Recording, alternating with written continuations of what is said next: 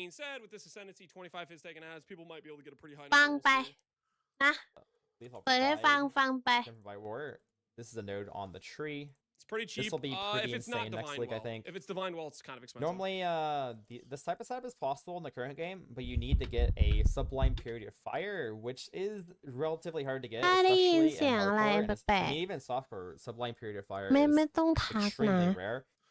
บอกก่อน 25, 15 cloak. Yeah, ถ้าได้ no, ยิ you น could, เสีย you ง could อะไร easily ที่ get มันแปล if ก you want to go cloak. ๆไม่ต้องทัก Yeah, cloak you get 100%. เห็นไหม You basically get 100%. You can get ไม่ like ใช่ตื่น 10 on มาเธอ helmet, ตอนเธอหลับอยู่ 20 on ฉันได้ยิน shield, เสียงแบบ 25 on Ascendancy, orมัน like ตอบ 95 fizz to fire นะคะ convert. มัน YouTube มัน It's จะ a ไม่ very ตัดเองใช่ไหม Honestly, I don't think you even ไม่ really มั้ want to ง get full fizz to fire ไม่หร convert. อก Like, it's kind of nice if you have like just a little like trivial amount of armor ไม่ห that รอก all of a sudden is just 90% ไม่ตัดหรอก DR with like อื the ม smaller portion of fizz left เพราะว่า over. ครั้งที่ It's a แล้ว rare อะ drop ก็ไม่ off ตัด Uber นะ Outer, like Uber Outer เอ and อ Uber นู่น Shaper, น่ะครั้ง and there's นู้ a น bunch เนี่ of ย variations ที่แบบ of it. นอนรอเล่น Yeah, POE this ส is อง normally how you'd have to do จำได้ it เลย before, ลีกอบีจะ and this limits you กว่า to จะได้ only เล่น using Period of Fire. 6 โมง Now, the เช้า side node doesn't limit you to ไลฟ์ตั้งแต่ limit you to only using Period of 3 ทุ่ม Fire, ครึ่ง and you ได้ also เล่น get 6 the โมง added เช้า benefit of Transcendence, yeah, we might see some Huh? people doing Transcendence เป็นซะอย่าง with นั้นนะ the fizz taken as they can get, maybe. แต่ถ้าเสียงน่ารักคือพี่ยู not แน่ๆ surprising, 100% use เล a ย super expensive troll. แต่ถ้ามันไม่ใช่ฉั So น it's ล่ะ very good for League Starter, for แต่ example. ถ้ามันไม่ใช่ฉัน There's ล่ะ another variation, I believe ใครอย่าง Walker's เงี้ย Eye can มา roll พูด this เดี๋ยว as มัน well. ไม่ใช่นะ Golden, มันสื่อ yeah, สาร Period of Fire. มันซ้อมมานอนแล้ว Golden Lightning is fire. I'm Period of sorry. Fire. You'd probably use this to get the last 5% if you really wanted to. This plus the Dawnbreaker, actual Dawnbreaker, the node on the tree, and Tempered by War. Tempered by War has a downside, this is less cold and lightning res, but since you don't need any cold and lightning res, this is completely irrelevant, and the downside doesn't really exist at all. Keep in mind that this is How are you, Cap? Hello, can't be โอ on เค killing my ค laptop รับ is ถ้าได้ยิน amazing. เสียง Get back กล from the ก็ beach. จะเงียบ How'd ไป I นะ have? เฮ้ย Surfer Aquarium bait? We're just ยัก looking ษ์ at Growlers. ยักษ์แล้วล่ะเพราะว่า Your vacation's going well, เพราะว่า partner. แม้จะอยู่ปลายเตียงก็จริงนะคะ แต่ว่ายูหัน not hit ออก damage, so every dot as well ไป is นอน applying ดีกว่า to this, ไปนอน and ดี you กว่า can อ๋อ take it แบบ further นี้ and go like ก็ Cloak of นิมน Flames, ต์ I พระ guess, ครับ if you wanted เรีย to. บร้อย Cloak of เจอกันนะ Flames ที่วัด would give you the วิชาอาบน้ำมนต์ล้อเลย almost 100% Yeah. damage taken as fire as well. อยู่ไม่ไหวอยู่ไม่ไหว yeah, เฮ้ย pretty อยู่ไม่ insane ไหว defensive player. โอ้ย Not much บ้าน else to นี้ say. มันน่ากลั This ว will be กลัว pretty กลัว strong for a lot of setups to be super tanky against bosses, especially. Dawnbreaker. And Battle Farmers as well. Believers. The next set, we got the caster nodes here. So generally, this is like the defensive nodes. These are like the caster nodes, and these are like the. Say it, Garatha. These are the trash nodes. Everybody knows it. These nodes are always the worst. They're always bad. That's the tried and true. But just say it, Garatha. We all know. Weapon attack build nodes here. And then I think these are usually jewelry, like jewelry and amulets and stuff, and belts. Okay, there's some pretty interesting nodes here. First one that comes to mind is our Kali's Fang. This has some pretty interesting implications. These are really good for both minion builds and also poison builds. The poison attack builds especially are It's 300% poison damage with 40 attack speed. And you have to like have a setup to summon them. I feel like it's okay. I don't know. I feel like we've had quite a few patches with the Servant of Arakali, and I feel like I don't know, the Servant of Arakali had these nodes, and not too many people did build with them. really good with this node. I've actually played a Freesia Ascendancy, Arakali, and this node was on that Freesia Ascendancy. These actually give you poison damage and a He did that. Wait, did he run this in Gauntlet? He actually played Rise Spiders in Gauntlet? Holy. attack speed per spider that is active. So these are pretty crazy because level 20 gives you 15% poison damage and 2% attack speed per spider. These stack up to 20 times, so you can have 20 spiders giving you 300% poison damage and 40% attack speed. Now, if that wasn't enough, you also have access to the Dark Monarch. This also doubles your spiders, potentially. You have Race Spiders, Dark Monarch. You'll have 40 spiders, giving you 600% poison damage and 80% attack speed. Poison Believer. This is a crazy shell because you can kind of play this with whatever attack build you want, as long as you're using Pneumatic Dagger. You can run like Lightning Strike. You can run like Bolt and Strike. Whatever strike you want, like Elemental ability you want to use, this is fine. I ran it with Poison Concoction myself. You could run it with Cobra Lash. Honestly, the options are endless. This is a pretty insane shell. I think any attack build will work, honestly, with 600% poison damage and 80% attack speed. Imagine your shield charge or whirling blades. You're just going to be jumping over the map like That'll sound crazy. pretty nice. 80% Now, attack speed's there's a pretty couple good. things you need to keep in mind. You do need to actually kill monsters to spawn the spiders on bosses.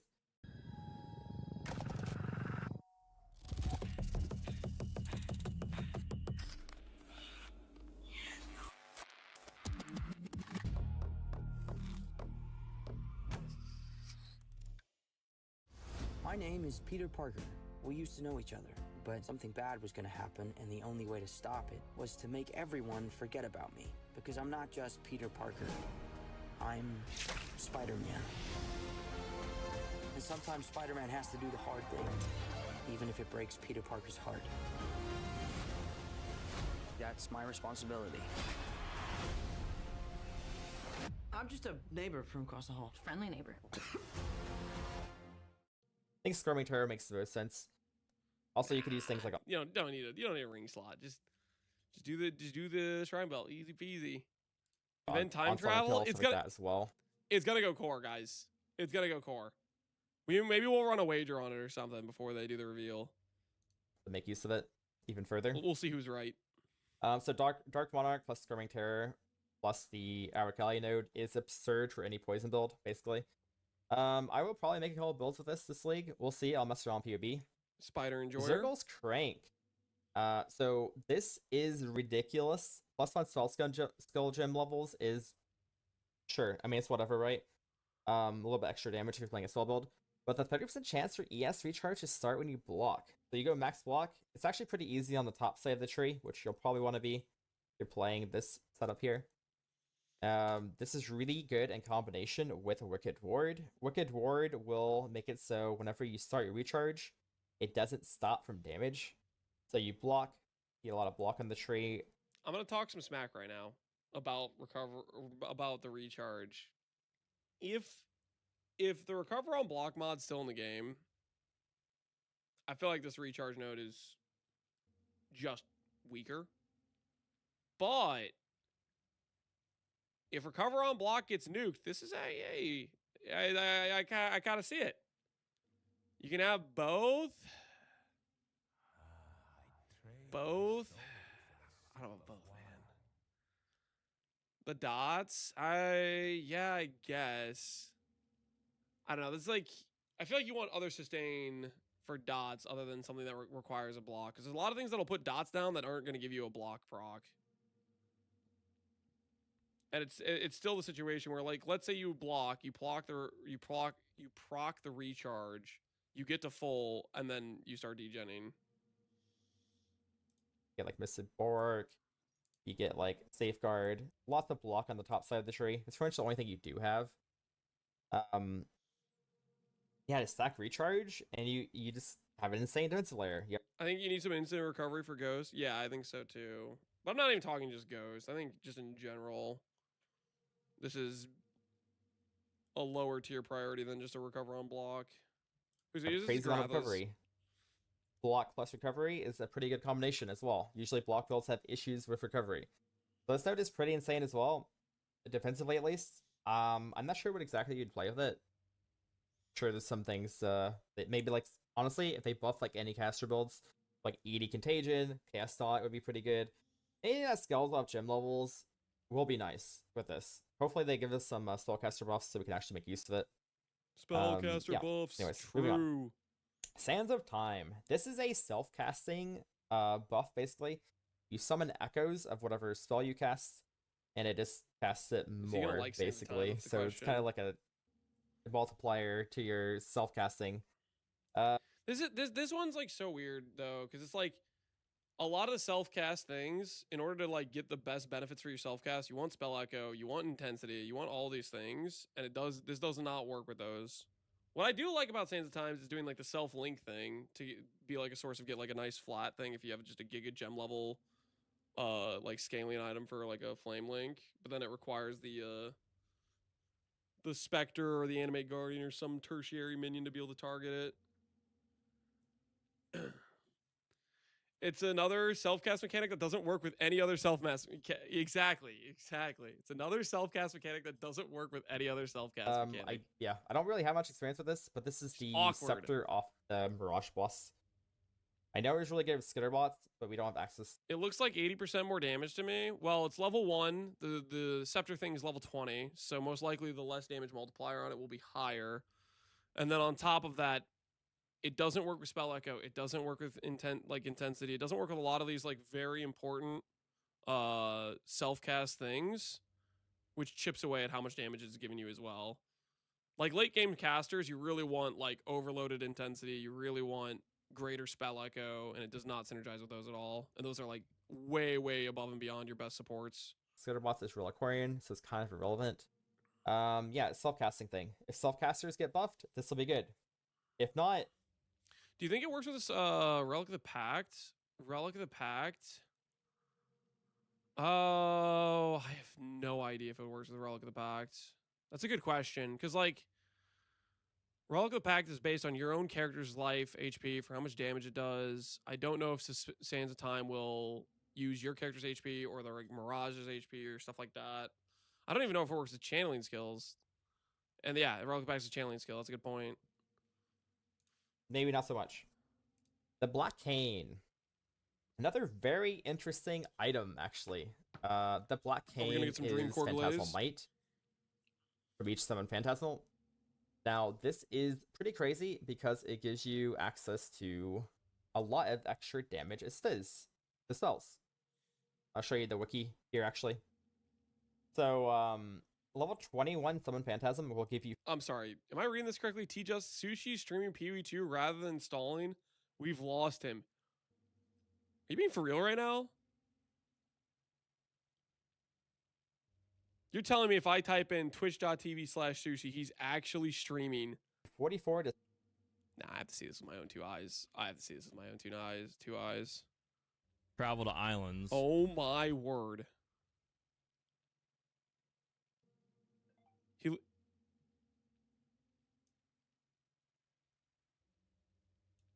He's literally... He's in the campaign. He's not just playing POE 2. He's leveling a new character. Never meet your heroes, people. Never meet your heroes, okay? I'll tell you what, this is the... Oh. Oh, no. He's goner. It's over. I told you he thinks POE 2 is better. That is just the most wild thing, man. This is crazy. Even worse, he's getting he's paying for a boot. Oh my word. That Oh no. Oh no. POE 2 is better. By the way, let me pay somebody to play the campaign for me. The mind of somebody who says POE 2 is better. They're willing to pay somebody else currency in game so they don't have to play the game. Oh my word. 66 Fizz dire damage situation per Phantasm. Yo, Benji, appreciate the sub, by the way. It's probably because he doesn't spend 3/4 of his league in Bird Prison in POE 2. You know, that's a fair point. In his POE 1 gameplay, he does get forced in the Bird Prison a lot. This also works with Dark Monarch. Dark Monarch has a Summon Phantasm as well. I don't know the actual max amount off the top of my head. Looks like it's maximum 10. I believe if you use Soul Rest, it'll double it because Soul Rest itself has double it. There's some like interaction with Soul Rest and Phantasm on Kill, so you get double the Phantasms. I think you get 20 from this, and then you get 40 if you use Dark Monarch. This could be another pretty solid League Starter setup. I guess Dark Monarch drops off a E17 boss, so this might not be in this League Start shell, but Soul Rest is pretty easy to get. This is a pretty common item. And yeah, I mean, you get a bunch of damage. I'm not gonna lie. I was wanting to be a pretty big Phantasmal Might hater, but the fact you can get 120 movement speed from Katarina, which is more like, you know, maybe closer to initially 40 on League Start before you get the unique helmet. It does kind of fix the whole problem with the staff, because the biggest problem with staff is your movement speed gets cooked, and that kind of helps solve it, right? I wonder what people are gonna do though in terms of like, are people just like, I want to see like what setups they get in terms of automating their corpses versus consuming. If people are just manually double casting and just living like that, Or they're doing some other stuff.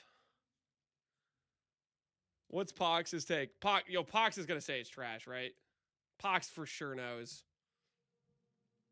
I don't even want to talk about apostate. I want to just kind of skip that.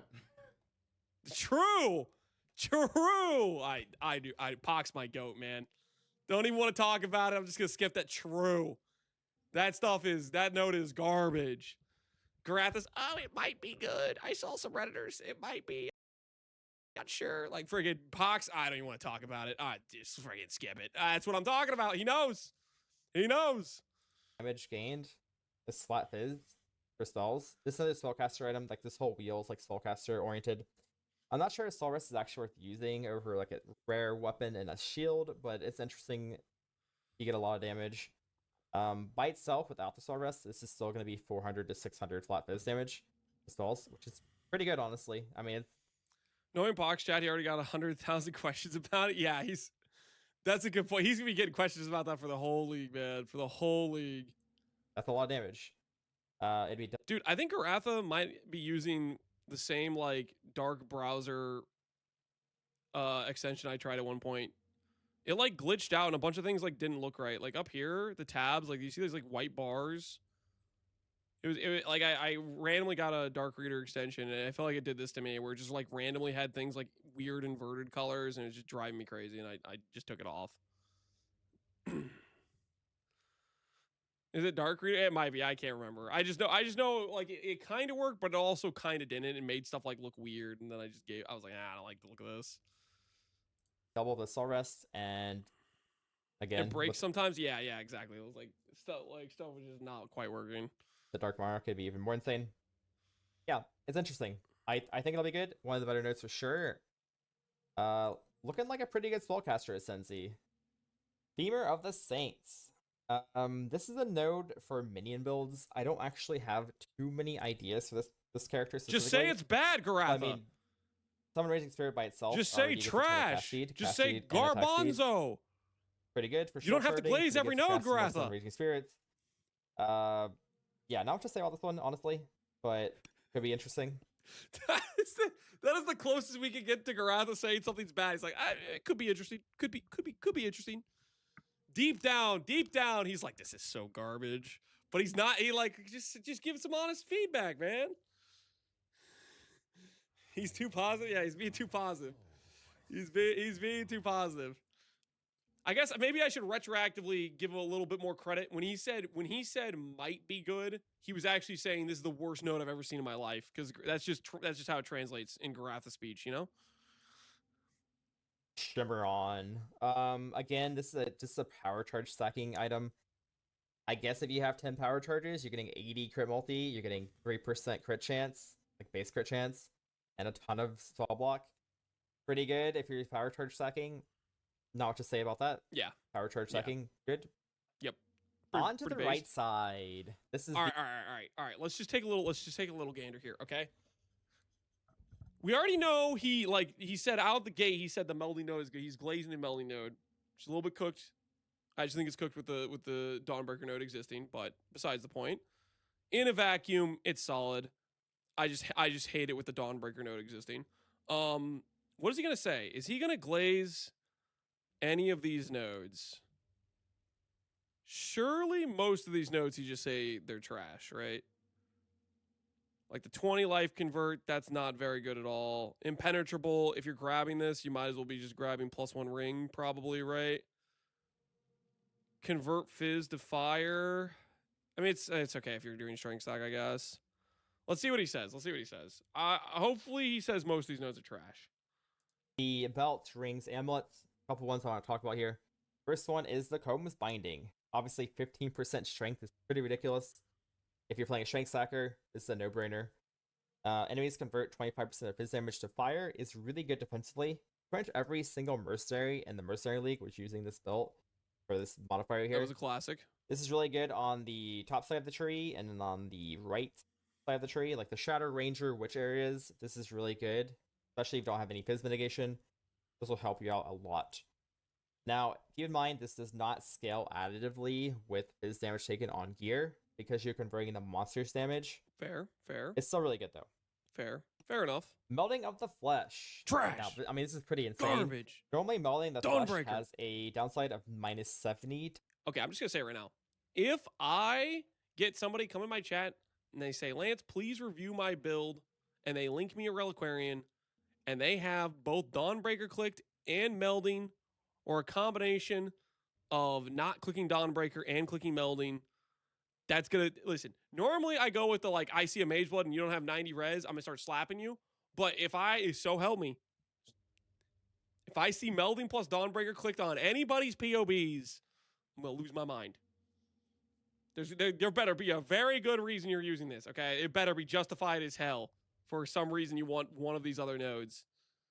I don't think there's too many justifications for it, but there better be a good reason. -80 all res, which is pretty insane, honestly. Usually you have to Insta get a perm lot on of res stream and on YouTube no clusters, mercy. get a lot of res on your suffixes, or have a Mage Blood with Bismuth to run this.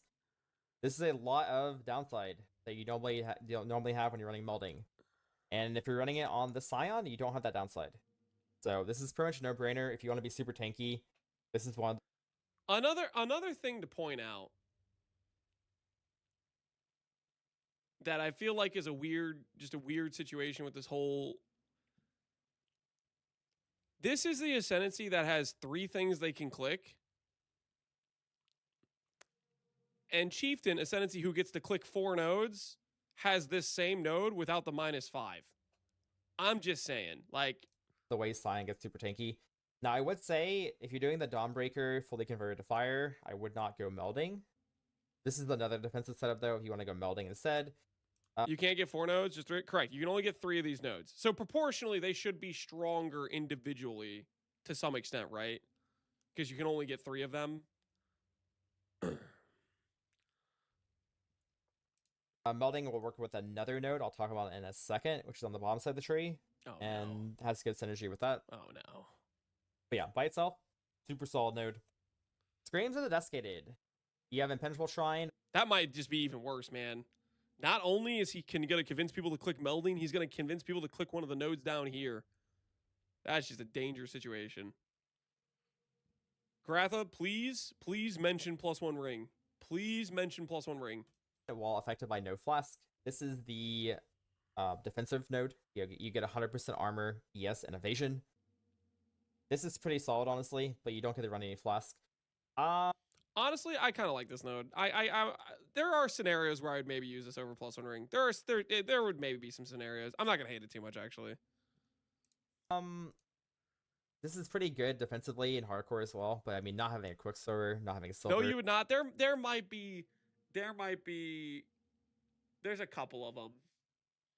The couple of scenarios I'm considering it is, this is a situation where I'm running like goal, where I have increased shrine effect. I care about the shrine belt I'm already running, which, like, let's say it's echoing or excel, like it's one of the big DPS belts where I care about effect. And I'm running like a CI build. Like if we're talking something like that, and then all of a sudden this is 175% increased defense, then it starts to beat a +1 ring pretty reasonably, I think. Are you meant without another Screams? No. You're like, this is like, if Screams the belt doesn't exist, then this is crazy. And it's also not giving any damage either. I find it hard to recommend playing this. Maybe you want to stack like ES, so you're playing like an Energy Shield Blade build or something like that. Could be really insane. Get some extra ES that way. Hard to say. I'm sure there's some really interesting builds you can make with this. But yeah. Presence of Cheula. This could be pretty good for like a low life build or something. Cannot be Sunned is nice. This baseline. Also Triumphs and Max Life for the ES. I'm not sure how many people are playing low life nowadays, but basically you get a... I'm trying to remember. 20% conversion.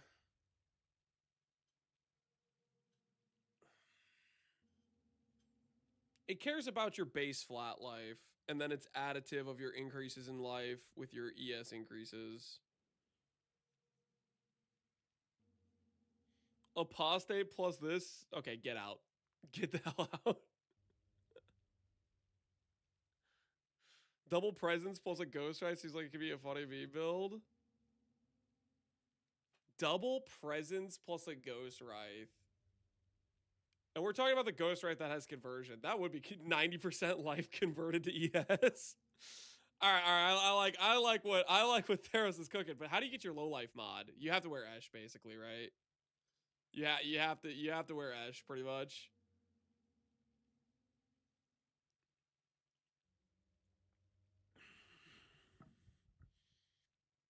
With quality and high chance, you can get up to more than 90. Yeah. Worst at Ivory Tower if you're stacking life. Ivory Tower is anti-synergistic with the conversion mods. Ivory Tower definitely scales better than Ghost Wraith. But if you have presence of Chayu, like Ivory Tower, I remember I always had this conversation, which is basically essentially if you have a cheap, like early character, Ghost Wraith is better because initially you don't have as many increases on both your life and your ES where the multiplicative nature takes over. But as you talk a better and better character, Ivory Tower eclipses those because you can multiply your life number and the flat ES you get is based off that multiplied number, not like the additive nature of the conversion mod.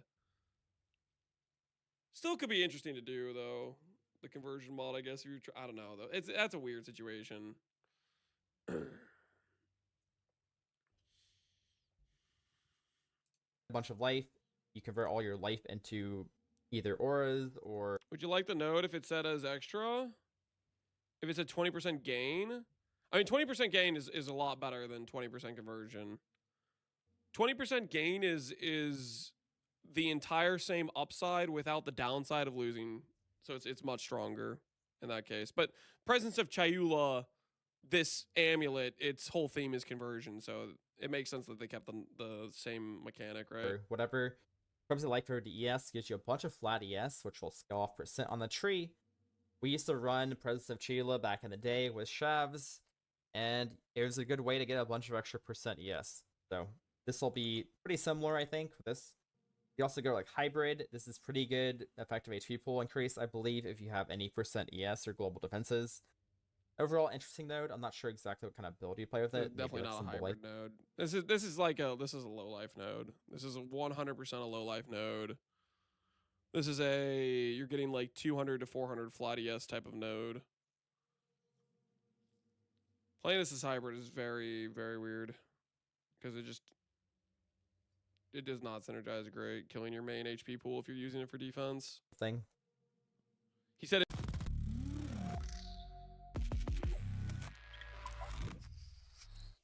Magma Orb Enjoyer.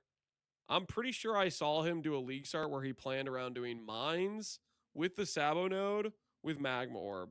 The thing is, this is just better if you're doing the Sabo node than it is with this class because Sabo has the important random direction node with the so just 20% more ascendancy. damage basically. This is pretty solid.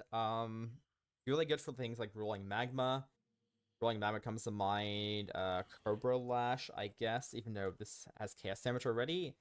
You could technically play like an Elemental Cobra Lash, and that would get a bunch of damage as extra. Pretty much any projectile that can chain is pretty solid with Gloomfang, like a bows, wand stuff. It's just a little bit extra damage, and the +1 chain thing. Block Devastation, 20% increased fire damage taken and cold damage taken from these two nodes here when you ignite in trees. Pretty good for ignite, honestly. 20% increased damage and also 40% duration. I'm not sure if you play ignite build on this class, but maybe I could see it. I could see something like Garatha refuses, but he refuses to say a single negative thing. I swear. Like, it could happen. You could do it if you're feeling like it. You know, why not? He does not want to give any negative feedback about is he maybe on the bottom nodes. Maybe on the bottom nodes he'll finally say, yeah, this is a bad node. Penance Brand, Stormfire, and then you get like some flat fizz damage here. You convert your damage from fizz to fire. And then you have like a big ignite duration, big extra damage. Did a Foulborn Gold plus Presence build. I don't remember exactly how much he has. But I remember being very tanky, low life. Oh, Gold does have a Foulborn mod. I forgot about that. What is the Gold mod? The Gold mod is it conversion? Yeah, it is conversion. Oh, that's kind of cool. I did not know goal. ตึงเปรี้ยตึงเปรี้ย ระหว่าง did not ที่ยูไม่ remember อยู่ it had เดี๋ยว this. ฉัน That's พากย์ that's เสียง neat. แทนนะ ทุกคน That definitely ส gives you วัสดี another จ้า source of ยูมิ this, โกะเองค่ะ which honestly ตอนนี้ goal นอน would อยู่ pair ค่ะ very ครอบ well ฟรีครอบ with ฟรี like ครอบ streams. ฟรีครอบ Yeah, ฟรีค I รอบ like it. ฟรีครอบฟรีครอบฟรี So ครอบ like, ฟรี what's ครอบ the ฟรี what's the ครอบ angle ฟรี here? ครอบฟรีครอบ You could ฟรี play low life. You transfer a low life mod onto ES chess piece, and then you have a goal. You have the ascendancy point. That's decent. That's like not half bad pairing. What happens if you convert more? It probably just leaves you at 1 life. It probably just like it hard stops you at 1 life, right? It's got to be what it is. Just fire, run the block cane node. I could see that, something like that, for example. It could be good. Some sort of weird ignite build, maybe like EK with Black Cane and Polar Devastation. Could be pretty interesting. Like Dawnbreaker, for like your damage. He said interesting, guys. He said interesting. That's the trigger word that you know. Garatha thinks his node is trash. That's how you know. From fully carry your damage taken to fire. Could be a pretty solid shell as well. A lot of interesting nodes here, and they all Hey, there it is again. A lot of interesting nodes. A lot of trash garbage. Just we can't say that out loud, so we're gonna say interesting. seem like they work pretty well together. So I'm pretty excited to try a lot of builds out this league with Reliquarian. And on to the last but not least, the bottom Very interesting side. wheel. This is the attack node. Very interesting attack nodes, Honestly, right? in my opinion, these were the weaker nodes. Of Oh my! He said weaker. He actually said weaker. This is crazy. Garatha with a slightly negative connotation to his words. Garatha's kind of toxic, man. Garatha's kind of toxic. Calling these nodes weaker? the other three. But there's some pretty interesting ones He here. didn't say weak, nonetheless. though. Pretty Ons interesting. might. So -1 frenzy charge and more accuracy while at max frenzy charges, and 100% multi when you have no frenzy charges. So the idea here, Sorry. Sorry.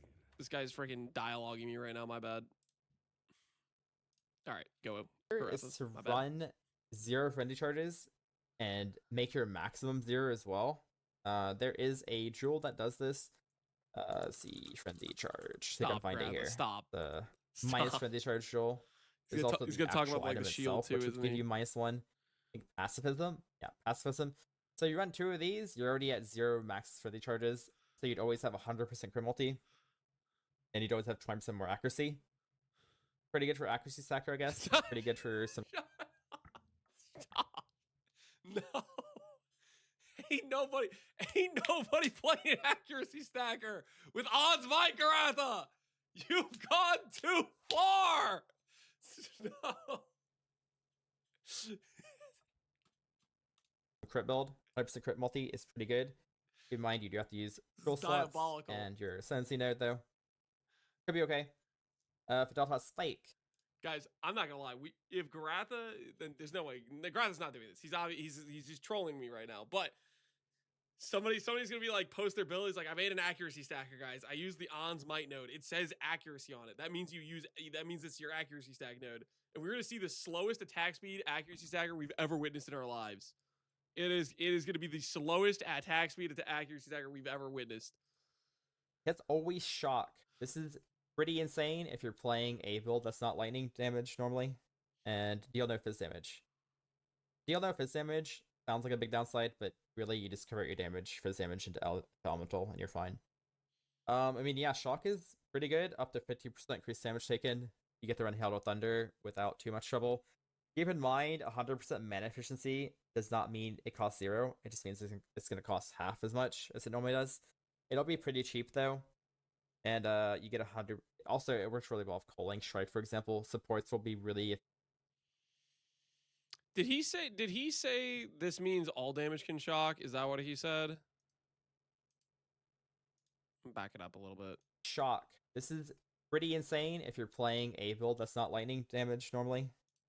Oh, okay. So he thinks it's all damage can shock. It's just 100% shock chance, right? It's as if you had 100% chance to shock, basically. Which I'm pretty sure you could still just not hit hard enough and still not shock the enemy. Am I crazy? Like, could you, like, you can have 100% chance to shock and still not shock. I think even with his misinterpretation, I still think this node's kind of trash, but all damage shock would definitely help it. And deal no fizz damage. Deal no fizz damage sounds like a big downside, but really you just convert your damage, fizz damage into elemental, and you're fine. I mean, yeah, shock is pretty good, up to 50% increased damage taken. You get to run Hail to Thunder without too much trouble.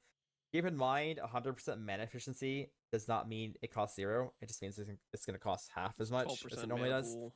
It'll be pretty cheap though, and you get 100. Also, it works really well with Culling Strike, for example. Supports will be really efficient because it costs less efficiency.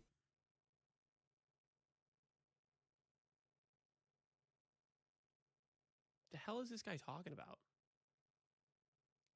Anyone in chat linking Culling Strike to their Herald of Thunder? Herald of Thunder requires you to kill a shocked enemy unless he's wearing the freaking ring, right? Like, what is he talking about?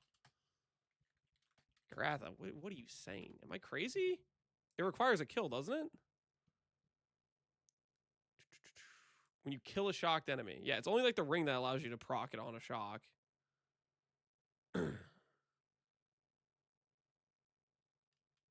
That's wild, man. Put Culling Strike And on then, that. I mean, the buff itself grants you some flat lane damage. So He's going to use the Worm Flask. Yeah, he's going to have Fidelity Spike, and he's going to have the Staff node, because you can definitely have both of those nodes. that's pretty solid. Could see that being a node you take as an attack build. Not sure what kind of attack build. The Shattered Divinity. This gives you... Not sure what kind of attack. Not sure. You're not using it. That's what's happening. You're not using it. No one's using it. All right. Just, it was an interesting node. We can all agree it was an interesting node.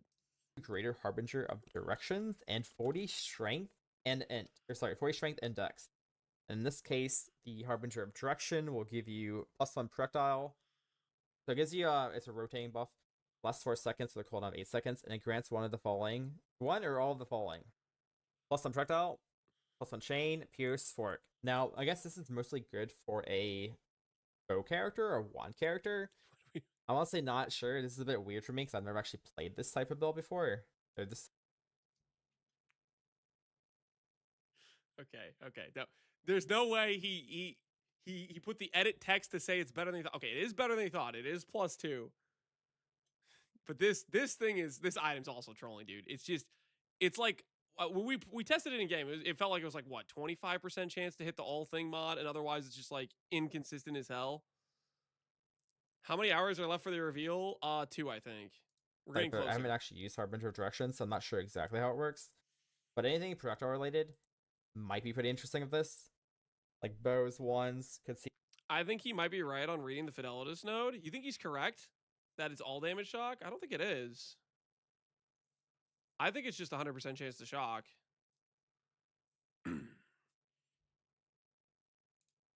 Let me look up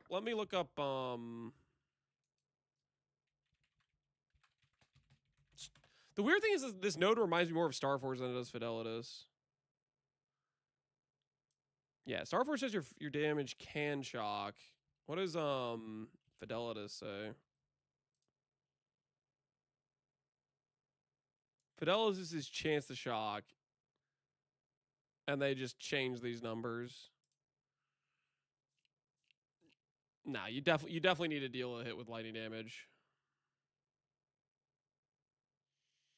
All damage you shot hits always shock on Elementalist. Yeah, you need the all damage can line.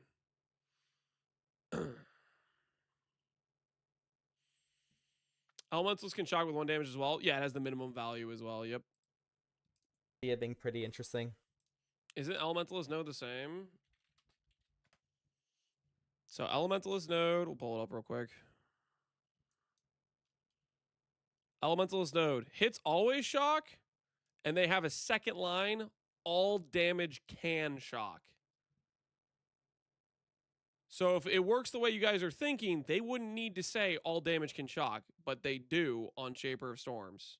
And there's a reason they do. It's because it matters. The hits always shock is just 100% chance to shock. The minimum shock, yeah, the minimum shock means you don't need to have damage. Like you can be like playing a dot build and proc a good shock, basically. That node's quite powerful too, but simply do damage. Yeah. It's insane that Path of Math is back. I wouldn't have put that on my 2026 bingo card. Is Path of Math streaming POE right now? The Flame. So Like if I type in Twitch Path of Math, I don't even have like. Is it like this? It is 2 T's. There's no competition because he plays 24/7 and he has a team. Yeah, but they said the same thing. He rated Tai Tai?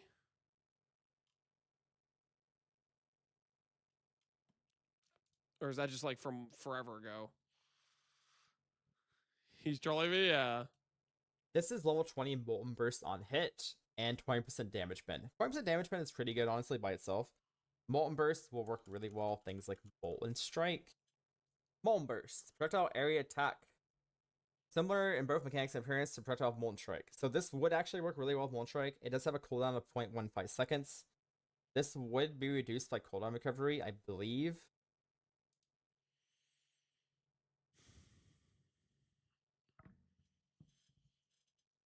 That's a Jung node? I think it's just bad, right? Well, it's 170 effectiveness. If all projectiles hit, then it's 500 cooldown of 0.15. Try to think about this. I guess if your character doesn't attack like crazy fast, if it's just like decently fast, then you're still getting like consistent procs.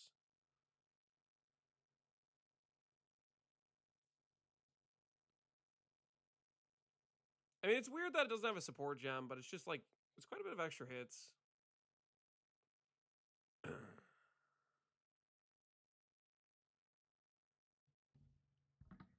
Wrong game, no supports for it. Yeah, no supports. I mean, it might still be okay for attack builds. This one I'm less sure about. Now, this unfortunately cannot be linked. Like normally the axe can be linked with support gems. Unfortunately, since this is on the actual node itself, it won't be able to be linked to anything. I'd use it to get Wither and Life Gain on hit. I feel like it could maybe be a decent effectiveness. If you're hitting all three, that is. And like if you're doing a Nimbus build, like you're doing some Proj build combined with this already. I don't know. This one I'm less sure about. But I think even without the links, it might be like a halfway decent amount of damage. I'm not sure exactly how the damage is gonna look, honestly. It really depends how consistent your overlapping hits are. Which if it's like Molten Strike and it benefits from like a bit of slower prod, well, you wouldn't be able to link it with slower prod. You'd need some slower prod on your tree, right? It might be pretty mediocre damage. We'll have to see how it plays out. Maybe they're buffing Molten Burst. Maybe it'll be good. The 20% damage It does come with 20 pen, which that helps if you're playing, I guess, a fire build. pen by itself is okay, I guess. Probably not worth an entire Sensi point, though. This one's a bit weird. I don't know. I feel like this node's better than all these other nodes so far. I don't know. I just hate these bottom nodes in general, though. Owl Die. So Owl Die is the enemies taunted by your war cries explode on death. Honestly, I'm not 100% convinced this is like super crazy. I've seen some builds in the past using this unique item though, and they poison with the explosion damage. Like this max 8% of max life as chaos can be used to poison as well. And maybe you can blow some bosses up with this. Yeah, I don't know, honestly. Could see Any Aldiers in chat? Anybody about to log in with their Aldai war cry explodes? Sacred Chalice to 60 gain has to be better. I feel like I like Sacred Chalice for league start, and then I like it less as the league goes on. some niche use. Overall, I don't really have any ideas off the top of my head, but maybe it could be useful. The Sacred Chalice. So this is a pretty interesting node. I believe this node here gives a ton of damage compared to the other nodes around here. It does require you to have good flash sustain, but getting 20% fizz damage as cold, fire, lightning. It does require you to use Sapphire, Ruby, Topaz, which is fine, honestly. This will give you a reason to have all these elements. Yes, let me use my entire sensitivity to get Infernal Cry, but with Chaos. Listen here, Theros. It's not just Infernal Cry with Chaos. It's Infernal Cry with Chaos with half the cooldown. So how about you check yourself, okay, Theros? you're not respecting the 4-second CDR time compared to the normal 8-second. All right, Plus gone at the show same some time. respect. And yeah, it's a lot of damage. This, unfortunately, you can't take this node and also the Phantasm node at the same time because you only choose one of these. The Sacred Chalice is pretty good damage though. I can see it being pretty good for a lot of, honestly, 4 Fizz seconds Slammer, can't be for scaled. example, Yep, would that's be recently. interesting with this. Or any visibility, like Fizz Spell will be pretty good with this. Like Blade Blast, Blade Fall, Divine Art, Stormbird, and like anything that benefits from Fizz damage gained is really quite interesting with the Sacred Chalice. And you'd have to I think Ratha's favorite word is interesting.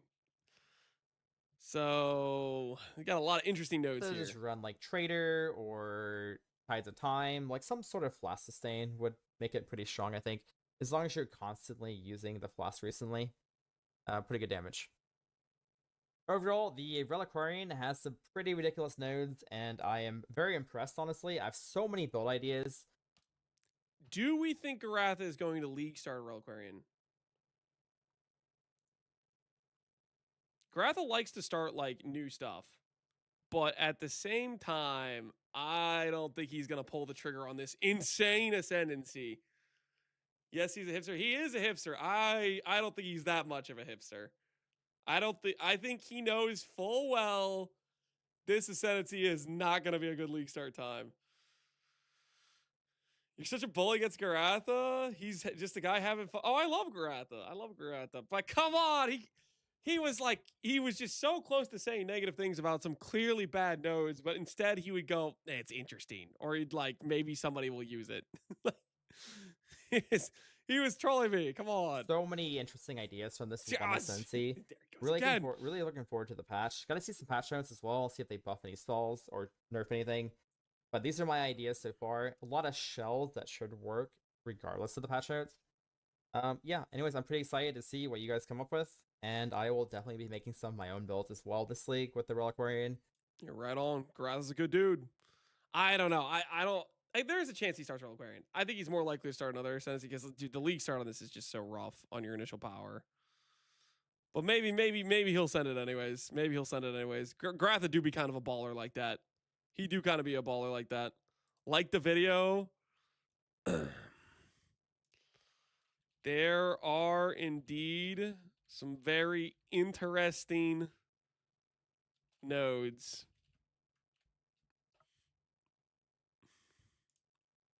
All right, that's my comment. Toxic? What? No, I was just agreeing with the Garatha here. There are some interesting nodes. Put it in quotes now. That's even more toxic.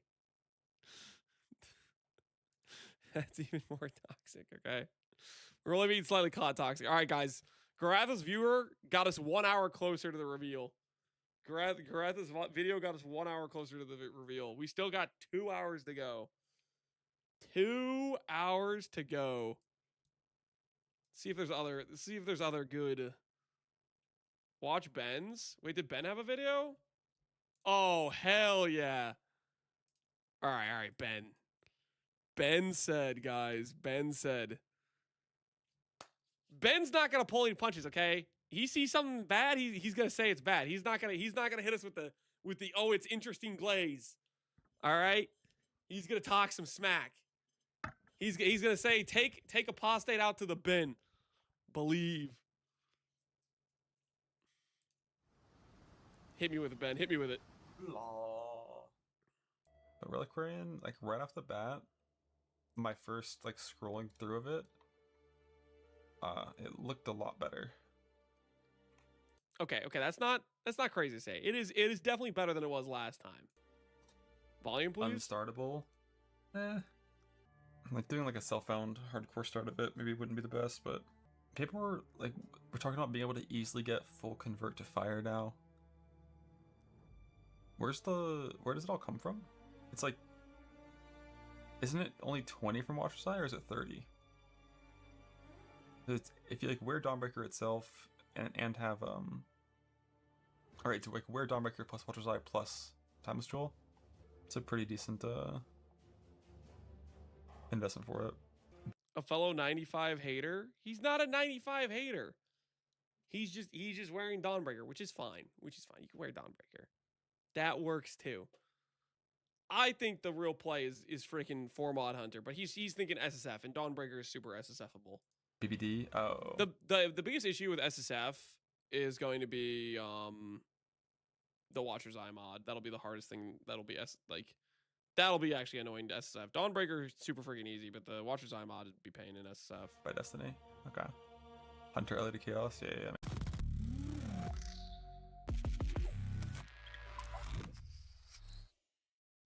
My name is Peter Parker. We used to know each other, but something bad was going to happen, and the only way to stop it was to make everyone forget about me. Because I'm not just Peter Parker. I'm Spider-Man. And sometimes Spider-Man has to do the hard thing, even if it breaks Peter Parker's heart. That's my responsibility. I'm just a neighbor from across the hall. Friendly neighbor. Kind of big. Yeah, it is Horse big. Bollock Shaman. Yeah, no, it's like pretty much all of the like benefit of this. You're just like trading with your apostate, but then like you get 3 suffixes on an ES chest, and you get to get the implicits of an ES chest, but you're losing +2 at a minimum. Yeah. And like +4 if you're in softcore trade. Mm-hmm. Yep. And you're paying an ascendancy point for it. Yep. It's not free. True. Seems mid. Elevore is like Mid. Okay, I mean, hey, he didn't say might be good. He said mid, which translation mid is garbage. Okay, he basically said it's garbage, like 100%. like crazy early defense. He But, does not typically like it. early Shut up. defense only against one of the damage types, like spell versus attack.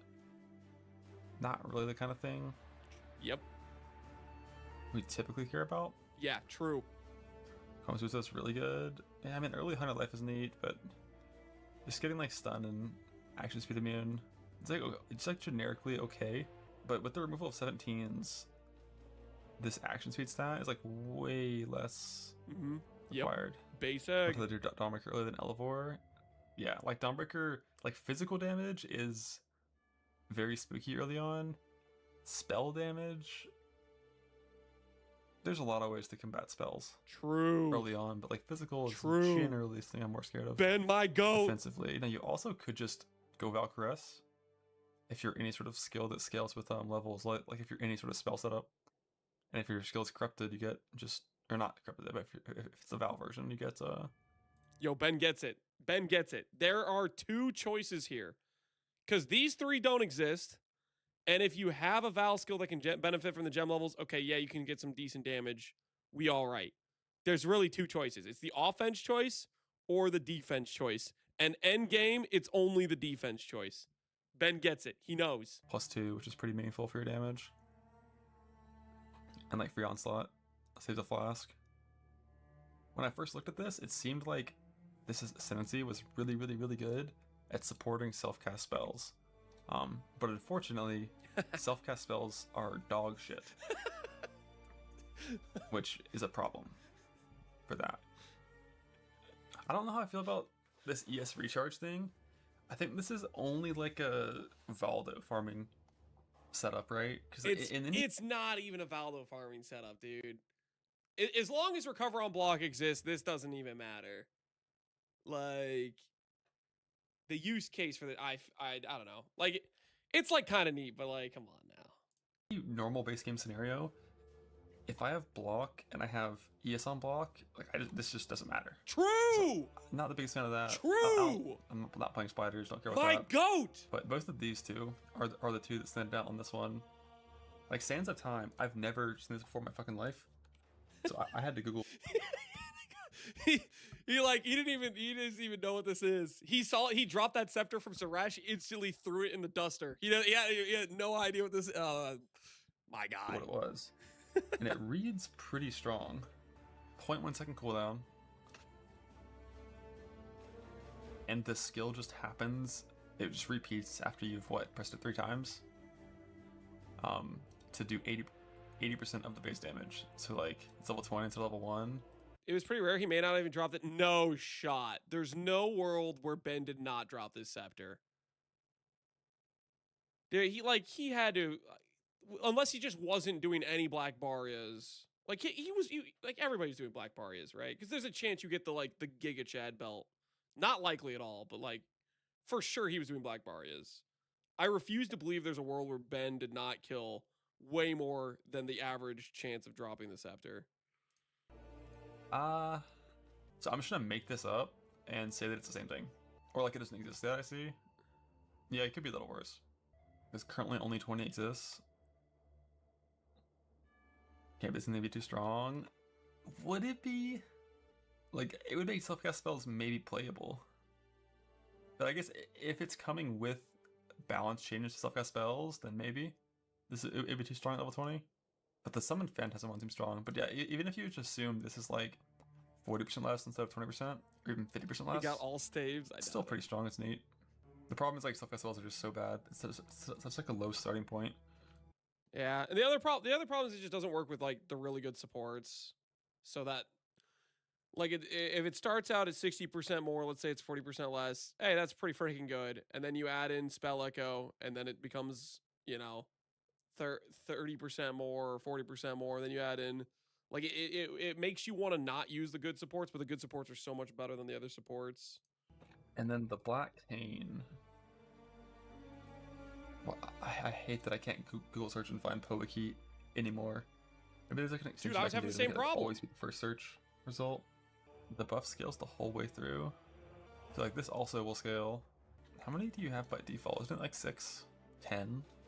Max is 62. With a bunch of shit to scale it. Yeah, I mean that sounds big. So both of these have chances of making spells go pretty hard. Sport Gem plus Dark Monarch is 62. Yeah, I mean, you would need to generate them really fucking quick. What's the duration on these things, anyways? I mean, they're gonna be dying. You basically have a 4-second window, right? Because they're just gonna be dying. They're not gonna have HP. What's their normal duration? The normal duration is 15 seconds if they're not dying. They're probably still just gonna be dying. At least when you start And doing you can hard use like one content. medium cluster, so they last a minimum of 4 seconds, right? This seems pretty strong. To spend the time is okay. Phantasm is just like, it gives it's not like full mid impact vibes because you get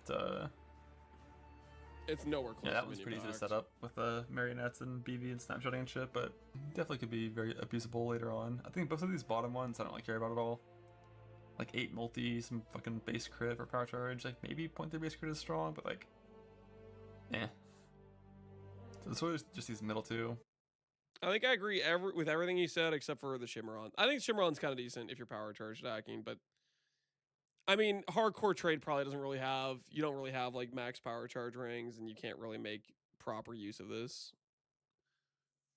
Because you kind of, if you really are going to play a power charge stacker in a hardcore environment, you kind of need like actually legitimate synth rings. Otherwise, you just have a character with no base defenses. Like you need kind of the premium items.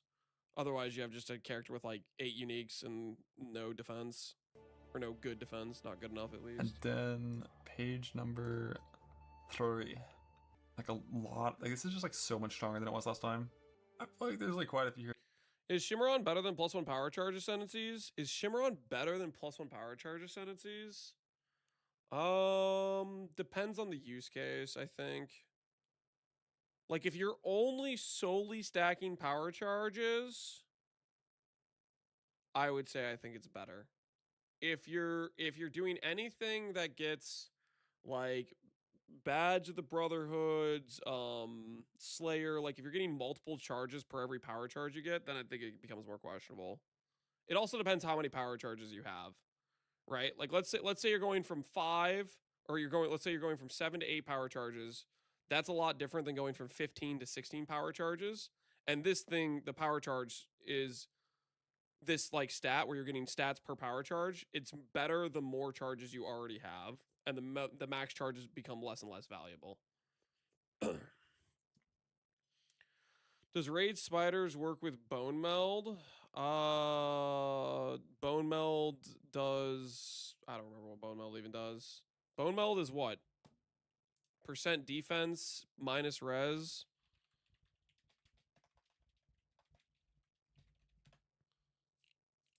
Bone meld is minions gain resistance equal to 50% of yours. 4% increase defense per minion from your non-val skills minus 2 res. Would this work with the spiders? Oh, it might. I think it would actually. I mean, that's kind of neat. If you had like 5% defense per spider, 60 spiders, that's kind of cool. I think you're starting to cook. You're starting to cook there. Get yourself the 60 spiders. Wait, is it 60? You can't support it with congregation. It's just free, right? You cap out at 40. You can't get the congregation to support it.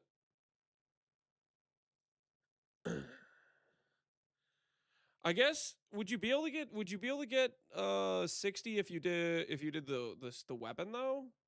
Would that get you to 60? If you had like if you wore Alarcali's like the weapon? I mean that still like kills your weapon slot, but that are pretty solid. you need Giga Overcap, yeah. Yeah, like melding means no bloodline, but for so many builds, there's like literally 0 bloodlines that help you at all. So if you're not doing full convert to fire shenanigans, melding is pretty good. The problem is like If you're playing the Ascendancy wrong, it's better. What's he gonna say? Is he gonna say that the problem is that you never should do that? Please say that, Ben. Please say that. if you're playing this Ascendancy for melding, you probably should just be playing for Dawnbreaker and going full convert to fire. Like that's kind of just stronger than melding is. And if you are doing the full convert to fire stuff, I'm not sure what you're taking here. Impend isn't good even if I was still in the game. I'd have a ring over Impend Shrine. Yeah, I mean probably for like super in game like trade league rings. Don't care about Compass Binding at all. But yeah, like for the Shrine Belt, you could have like 2 other shrines, like Excel Shrine plus like some different shit. Like Excel Shrine plus like Greater Shocking for increase. You can't do that. It's double damage. When I'm thinking about this, the what this gets you is if you're talking double shrine, if you're talking to defensive characters, it gets you replenishing shrine. Resistance isn't a real shrine. You're not gonna get a double belt. You're not gonna get a double belt with resistance. The only shrine this gets you is it gets you replenishing, which is halfway decent. Like if you're doing a goal angle, that gives you 10% regen plus like 300 mana regen. It solves your mana cost, right? So it's not half bad, but I think that's really what it's getting you. Is it's getting you replen shrine, is what it's getting you. Massive gloom. The cases where you want impenetrable, in my opinion, is like an ES build. I guess you could say, well, I'm using it with a life stacker, and you want it for armor. Fair enough. Is that worth an ascendancy point though? 150% increased armor and evasion or whatever. Effect, and then like We're coping Scream stays in the game. Yeah, if Screams is gone, this ascendancy you like never should be clicking type of thing. So we'll see. I'm assuming Screams is still in the game. like you also get Impend. 20% convert to ES is pretty neat for some setups, but it's just like, why not just go more ES if you're gonna convert? Free chain is, I mean, this is like just like the Deadeye node, right? Not CI, yeah, like just be CI. What are we doing? Then like this is just some duration, cover an ash. Yeah, it's okay. I feel like this was the one that I wasn't too sure about. The bottom one. It's like level 20 Molten Burst on hit. It's like that one's worthless, right? Because it's unsupported. So like that one seems really bad. This is the one I'm actually like kind of tempted to wanting to try. Depending on how much overlaps you can get with it, though, it might still just be bad. No, Ben, it's interesting. On's Might looks like complete dog shit. True. Right? True. Because like, let's say we take On's Might, we remove every single thing for frenzies in here, and it just says 20% more accuracy, 100% crit multi. It's not good. And then it has like a bunch of like random. He's like, take away the conditional stuff and the downside, and I still hate it. Now we're talking. Holy. All right, now the question is, when he gets the Fidelity Spike, do we have to take away Ben's GOAT status if he doesn't know that it's not all damage shock. He's gonna know, right? He's gonna know. Shit. He's gonna that know. makes it so you can't even really get both without sacrificing further charges, and it's just not good at all. Yeah, the numbers true. are very off on that one. Fidelitas a spike. Eh. I'm trying to think like a scenario where I'd want this, like, not really finding it unless there's something with Herald of Thunder, like auto bomber stuff, or like you need this efficiency to like have good links. But like everything up here is just like, yeah, like all damage can shock is what you're looking for. Hits always shock is like, Aldin. My goat. He the knows. tonics- Listen, this is why Garatha doesn't beat Ben and Gauntlet, okay? Because Ben knows things like hits always shock is not the same as all damage shock. Hell yeah. Explode is not something we care about. 4-second work equivalent time saves you some points for some setups, but there's no in there. Oh, it's an H. Ha. Yeah. Yep. The Sure. Shattered Divinity. No fucking clue what that is. We'll look at that in a second. Sacred Chalice is like, it's doomed to be like a mid-league setup, right? I guess it could also be an end-game setup with Headhunter, but no, not really. It's like, this is only useful in like some pretty early setups, because every end-game setup's either going to be Mage Blood, where it doesn't work, Shrine Flask, or Shrine Belt, where it doesn't work, or Headhunter, where you already have 250% damage as extra, and you don't care about that anymore. And you're probably going to be using like Unique Flask too, so it's like it's only like early game before you have any of the good belts. What is this Direction Harbinger bullshit? An Immortal Harbinger minion. It casts a buff on you that grants one or all the following. One or all. Huh? How is there nowhere on the wiki that like no one tested this? Like it's a 20% chance or something. Like it's just one or all. Huh? Where are the wiki Fires enjoyers? 2 proj, chain 2 proj, pierce 2 targets, forked and fork extra time. One or all. What does that even mean? Yeah, what does it So mean? The cooldown time is 6 seconds. It's like roll the bones. Okay. The biggest problem here is the pierce, right? For a lot of skills, pierce is a bad thing. Like you don't want pierce to occur. The rest are pretty much always positive. Be the change you want to see? No, guys, I am not the wiki guy. No, I just want to reap all the benefits from everybody else doing the work, okay?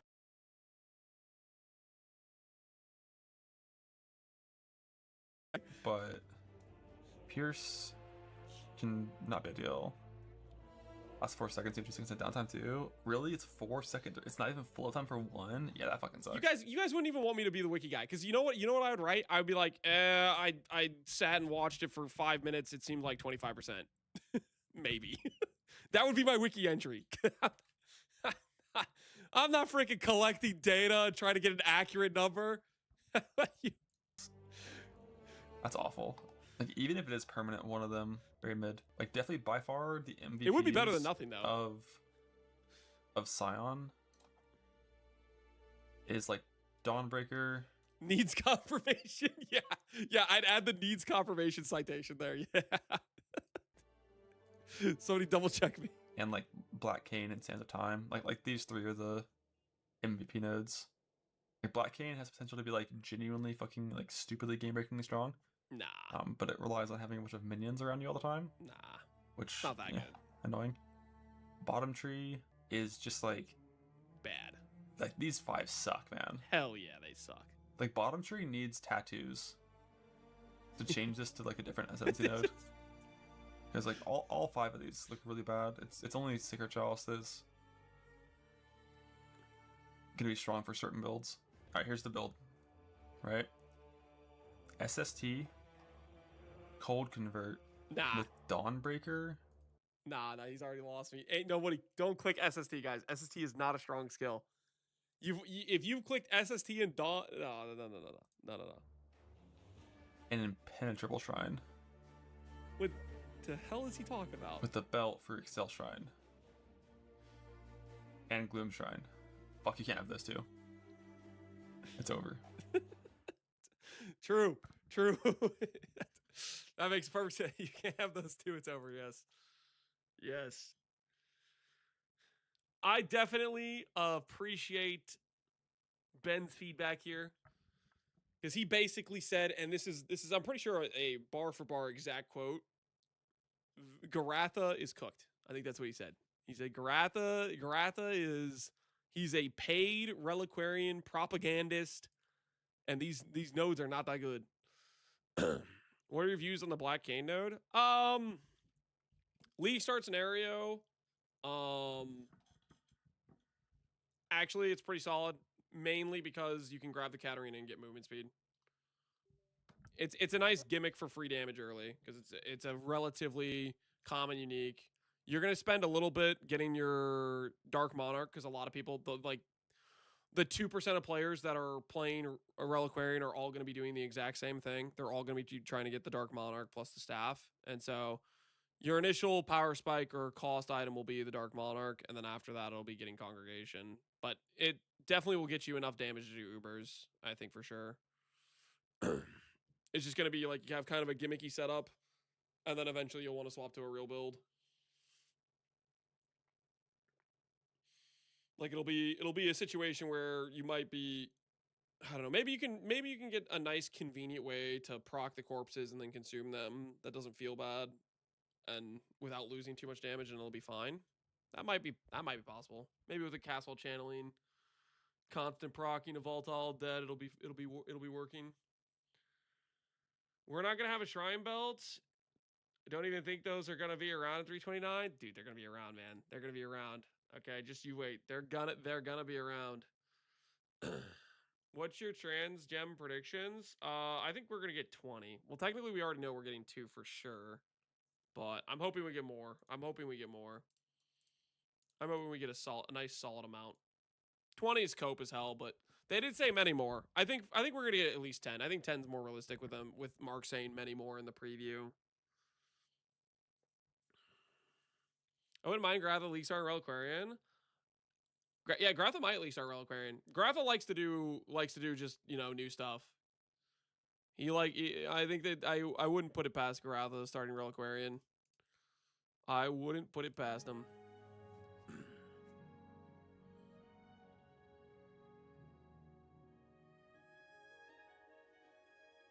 Does belt shake up the meta more than the insane shakeup they promised with Bloodlines? This shook up the meta more than the belt? I don't know about that. Bloodlines definitely helped with a lot of build variety. I think they both contributed, along with like Volatile Val Orbs. The new patch notes are insane. Fubgun, what is... Fubgun! What the hell? What is that? I swear, Fubgun is... He's literally... He has Johan in his chat 24/7 linking random Twitter gooner pictures, and he just needs to take it out on somebody else. That's literally what's going on.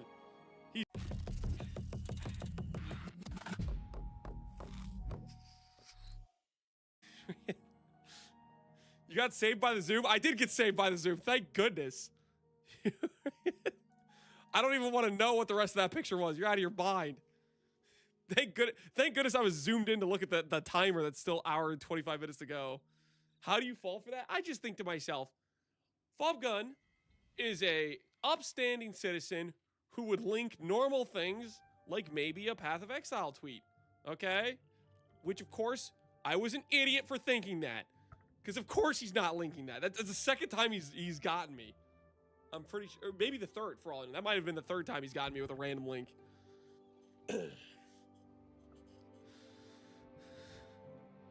He's upstanding, all right. Just like I'm a paid YouTube chatter. Moggling, you're not a paid YouTube chatter. Easy to fool unks. Shut up. Jim, what are you clipping? What are you clipping? Oh, dude. Oh, yeah. Dude, have you seen this, guys? Hold on. I need max volume. Hold on. This is a good clip, actually. This is actually a really good clip. Hold on. Let's just max volume. Make sure we can hear this. This, guys, for context, this is Fubgun playing... what is this? What is this game? It's not Overwatch. Valor. He's playing Valor, okay? Just look at the aim. Look at the precision. Oh. Guys, clip it, guys, clip it. Peak Fubgun right there. Peak Fubgun. Look at the aim, guys. Look at the aim. Fubgun. Oh. A thing of beauty. A thing of beauty. He might need multi-proj to hit. Yeah, he probably does need multi-proj.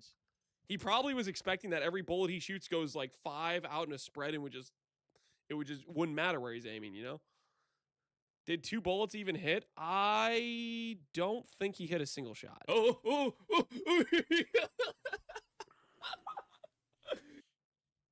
Where's your Apex clips? I haven't streamed any Apex, guys. It would not be my Apex clips. You'd be like, holy crap, Lance is good at. He's not only good at RTS, not only good at ARPGs, he's good at FPS as well. You guys would be freaking out, but like the APX, the FPS, the Apex gaming is sacred. Okay, it's a solid 2 hours where I play Apex with my brother. Okay, I'm not gonna desecrate it with having you guys XDD chat while we're just dominating some lobbies. Okay, we can't be having that. You know what I'm saying? Good is used loosely here. Shut up. Shut up. What do you mean good is used loosely here?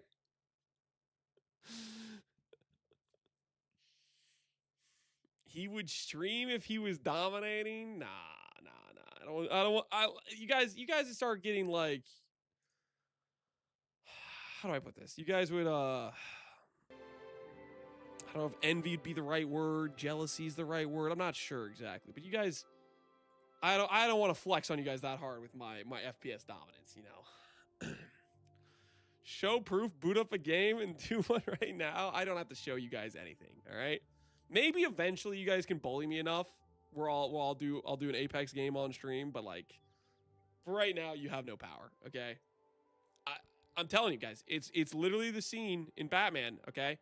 I am resting my hand on your shoulders and I am saying, do you feel in charge? I'm doing the Bane thing, and you guys are standing there feeling weak and powerless, because you are, okay?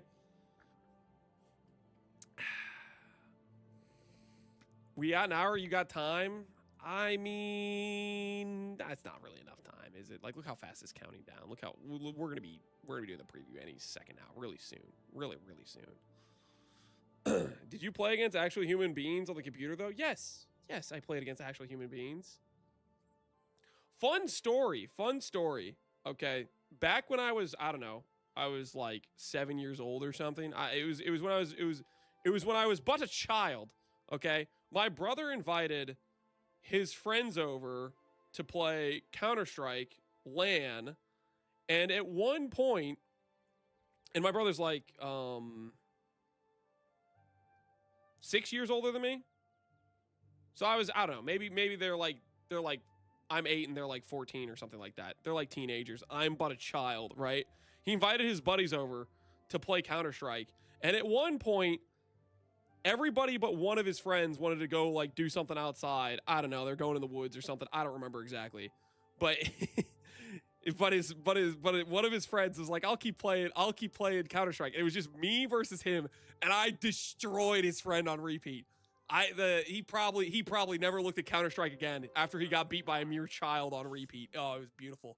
I took everything from him. He was just sitting across, just getting crushed by an 8-year-old. It was a good time. That's not a lie, guys. That's a true story. Okay, that's a true story. I was mopping the floor. Pity wins, sure. No, guys, that definitely happened. I'm not making this up. Okay, it wasn't even close. It was total domination. He let you in. Nah, dude. You could see the emotional pain on his eyes as he was just accepting the fact that he was getting beaten by a child. The ego destroyed. Okay. They had CS back in 1970. I am not that old. That's Tai having a girlfriend level fake story. No, it's not even close to that level of fake story. Come on. Is it really that hard to believe that I was good at video games at a young age, guys? Come freaking. Believing Tai has a girlfriend is a literal impossibility. But me being good at video games at a young age, come on, that's not even close to the same level of fake story. Not even remotely close. Did you see the dinosaurs? No, because I'm not old. The issue is young age? Are you guys trying to imply that I was never young? Is that your theory? That I've been 80 years old my whole life? I've always been ancient or something? Like, what are we talking about here? So you admit you're old? Young comparative to how young I am now, which I'm still pretty young. But you know what I mean? I'm talking like really young when I was. Anyways, I'm gonna get water. Screw you guys. Screw you guys. New patch. What is this? Added support for upcoming announce. Supporter back. Okay. Why did I even look at this? All right, I'm getting water, and when I get back, I expect you guys to be nicer to me. Okay? I expect you guys to be nicer when I get back with my hydration. Okay? When I get back with my hydration, I expect you guys to be nicer to me. That's what I call patch notes. Yes, very one line.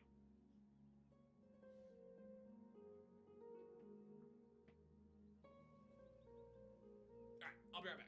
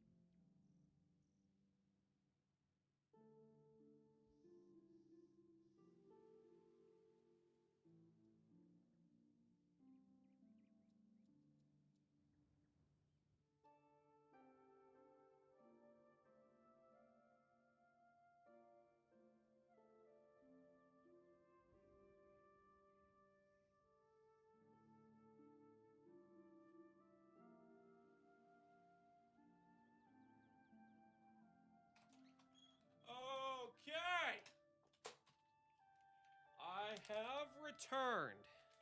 Now, I fully expect, now that I'm back, and you feel bad about talking smack earlier, that you guys are going to be really nice to me. Did you get any snacks? Maybe. But is that any of your business? Is that any of your business whatsoever? I'll put it this way. My wife apparently got groceries, okay? There's some fresh groceries, and of course, think of me as like the, what's it called? Not the ring bearer, the cup bearer.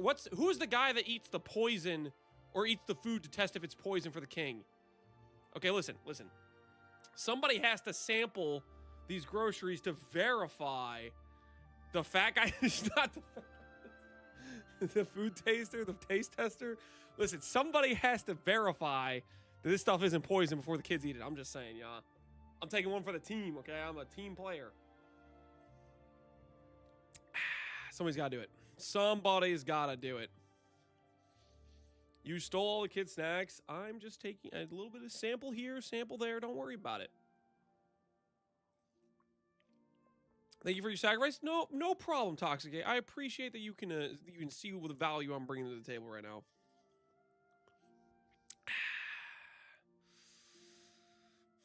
Give me the news now. No, guys, we still got an hour to go. Do we have any more high-quality reactionary videos about the Reliquarian? That's the key. That's the question. Any more Reliquarian glaze or haters?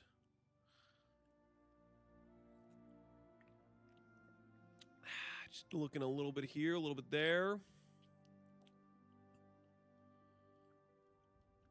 I'm not gonna watch the video, but what the hell is this? Jorgen took notes from Garatha, and he's also calling it insane. Reliquarian is insane.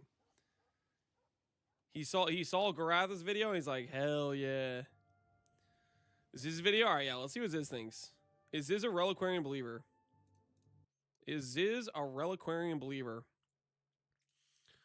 We got Garatha being on the side of pure glaze and refusal to say anything negative.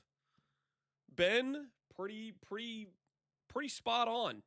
Honestly, pretty spot on. Let's see what Ziz is. What is he thinking? I'm gonna make sure YouTube can hear as well. Get the audio up.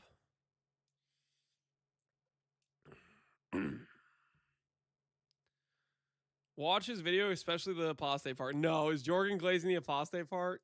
No, don't hurt me. Hi, Scissoring here with another video, and I just wanted to do a quick overview of this post that they've made about Mirage. Challenge League will ending soon, and you may be wondering what will happen to it when it does. Mirage was my favorite league of all time, which is quite an achievement. I didn't think anything was going to overtake Sentinel and Sanctum for a long time, especially Sanctum was very, very high up for me. Either way. Wait, dude, wait. Ziz and me might are we the same person? He likes Sentinel, he likes Sanctum, and he really liked Mirage. He's got some based league opinions. Holy. Okay.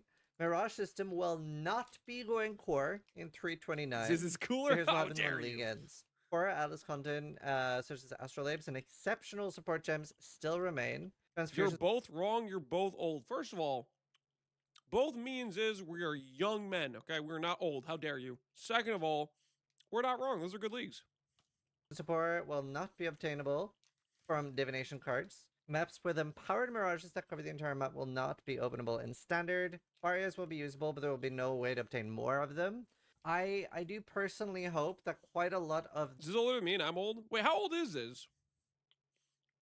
Like, if I was just going to guess, I would guess like 35. If I was just throwing a dart at a board. He's not that old, right? He's like 37 or 38. Okay, yeah. He's not that old. He's not that old. The Mirage-related content makes it into the core game. I would even say most of the special editions, like the extra harvesting juice with the reroll minion, all of those were really, really good for the game. I don't necessarily think they need to be part of Mirage. I thought they would give it the hole in the ground treatment. I'm spacing on the name right now. A similar treatment to that. That's how little Ziz thinks of Affliction. Hole in the ground. He doesn't even know what that mechanic's called. Oh, I like Ziz even more now. He doesn't even know what that garbage mechanic's called. The hole in the ground. Where it would not be something you could spec into, but instead it would be something that would just have a chance to appear. Like your map is a mirage and you like plug it out because, oh, double content. It's really nice. And I think that's why I like Mirage so much, because when you like the game, Mirage is just more of the game. It is just like, you like Breach? Here's double Breach, but with a little bit extra on top. I feel like this league was just like, hey, do you like Path of Exile? Here's more Path of Exile, right? It takes literally everything you love about the game and doubles it. Dude, Shock Nova Procession, guys. I'm telling you, if we get Volatile Vowels, 100% Mind Over Matter, picture this. Echo Belt. We could totally run Echo Belt with the Mind Over Matter build. There'd be so many Shock Nova circles on the ground. Definitely very, very easy to like league. Now the belt, the Shrine belt, so fun. I really, really hope that there's some way of getting that. Maybe it's a global drop now. I don't know, but it would be a shame if that's not in. It was such a fun belt, and then a lot of the common versions were quite usable. We saw a lot of people use just impenetrable Shrine belts, and those were really good for a lot of builds. And then you had like, you know, the I hope that belt doesn't go core. All right, DeGion, name your reason. Why do you want the belt not to go core? I'm listening. What is the reason you don't want it to go core?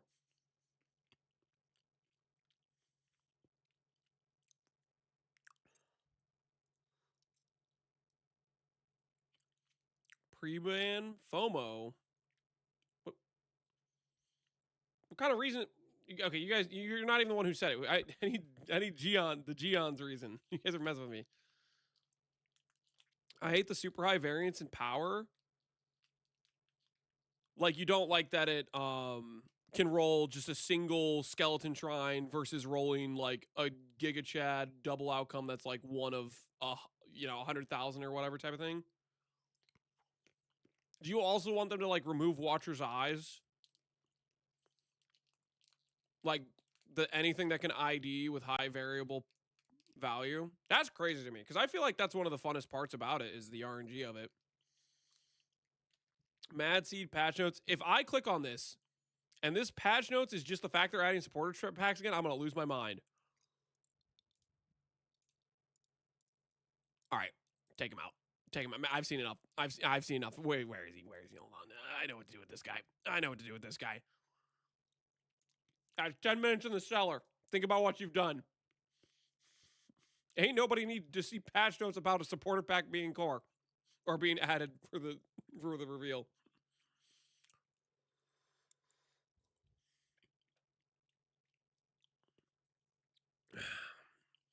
I don't know. Overall, I don't think I get the point of like not liking the variance. To me, I feel like that's such a cool part of the item is having a RNG element to when you ID it. Hello, Captain Lance. I don't know what you said after that. Ola was the only word I knew in any of those in that entire sentence. Hopefully you're doing well. Maybe you're saying salute from Argentina, maybe. Hopefully you're doing well. Good to see you. Insanely like echoing shrine, right? Where it's like you just get infinite damage. It's impossible to do no damage with it. Some may find a way, but you know, it's like, whoa, Ziz. How about you put some respect on Quinn's name? 10 out of 10, first try. Didn't even break a sweat, no logs. Okay, he might have logged in some of them, but that Maven one he didn't log in. It was he was proving he was him in that fight. All right, show some respect. There's some crazy belts out there, and yeah, it would be a shame if they don't go core, I think. But I don't know. Like usually they say like this may be returning in some way. So since it's not, I would imagine that they're incorporating. The bingo command is old. It might be. I did not update any bingo command. No, I did actually post.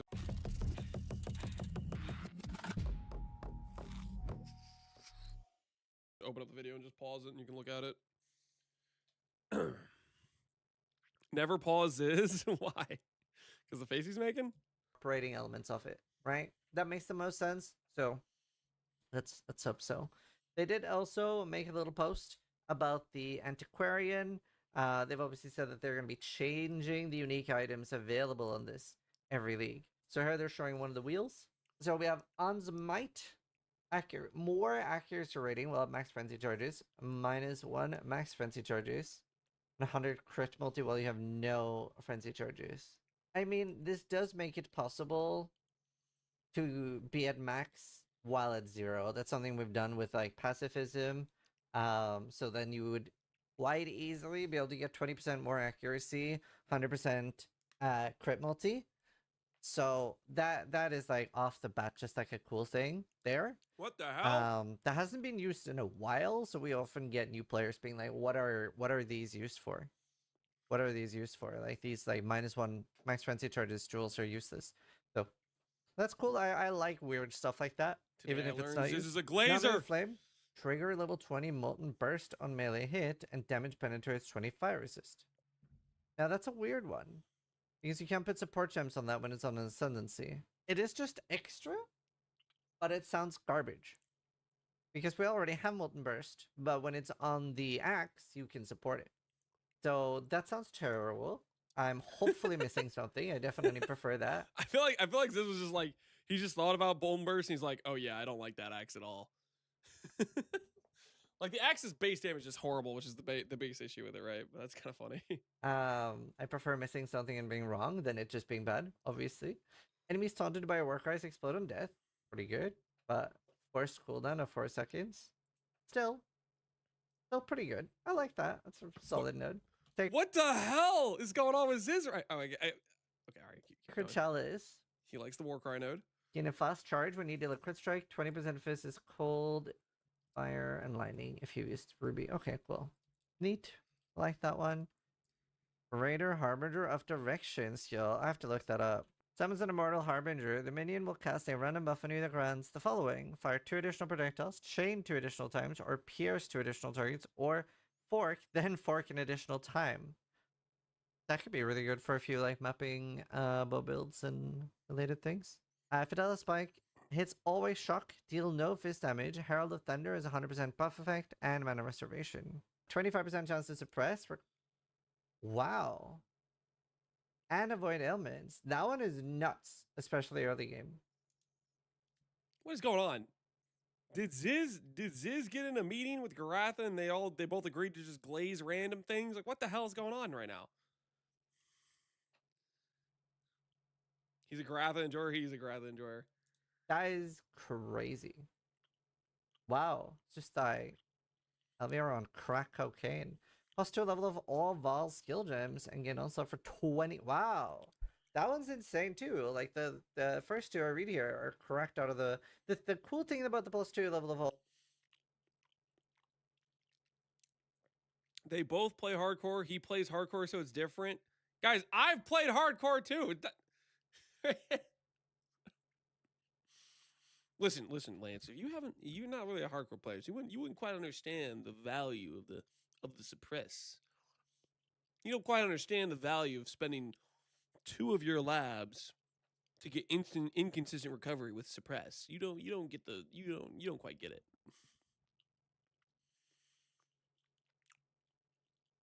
All skill gems is it does increase. You got eaten by a table. Oh, you're gonna link this clip. The light of divinity. Is it really necessary? I could probably just. I'm a scientist, guys. I am a scientist. Let this be clear. Very few hardcore players would be willing to conduct science on their character, okay? I wanted to find the answer of if I could tank it, okay? Most hardcore players would dodge this. Weak, okay? That's weak mental. It takes a true scientist to test whether or not you do or not die from the attack. All right. Wait. Hold on. To quote a true savant, I believe the quote goes, "You'd be an idiot not to die to this. What's the Connor clip? You'd be an idiot not to die to the drowning orb." The light of divinity. I'm gonna just take it. No way! And now we learned we don't take that. A very valuable life lesson, okay? Very valuable life lesson, guys. It's the normal part as well. So like when you have a Vol Spark, it makes the normal spark. That's nice. Droids 100 max life, cannot be knocked back. You want me to look at a different clip? Wait, did you find the clip from Connor? Is that what you're adding? What are you adding right now? You're linking the table clip? Shout out to when we had Bardcore on the playlist. You guys remember when we had Bardcore in the playlist? Any enjoyers from multiple years ago remember when we had Bardcore in the playlist? Back in the day? We don't have it anymore. It got too repetitive for me. It started giving me a headache, so I took it out of the playlist. Back in the day, we did have Bardcore, though.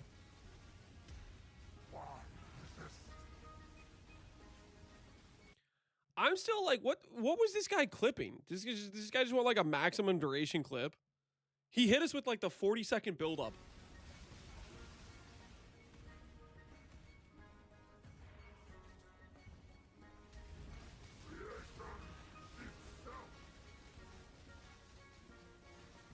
It's too repetitive, so now he only listens to Oblivion Town music. Well, listen here. Oblivion Town music is a masterpiece, okay?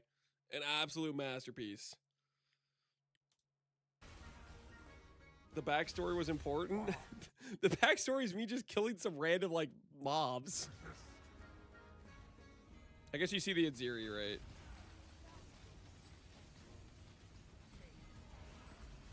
Dude, you can literally watch my character jump and then go backwards. Watch this. Oh, come on! Where's that garbage table? Oh my word! That's so good! I'm like, leap slam, table W. Freaking table, man. So stupid. So stupid.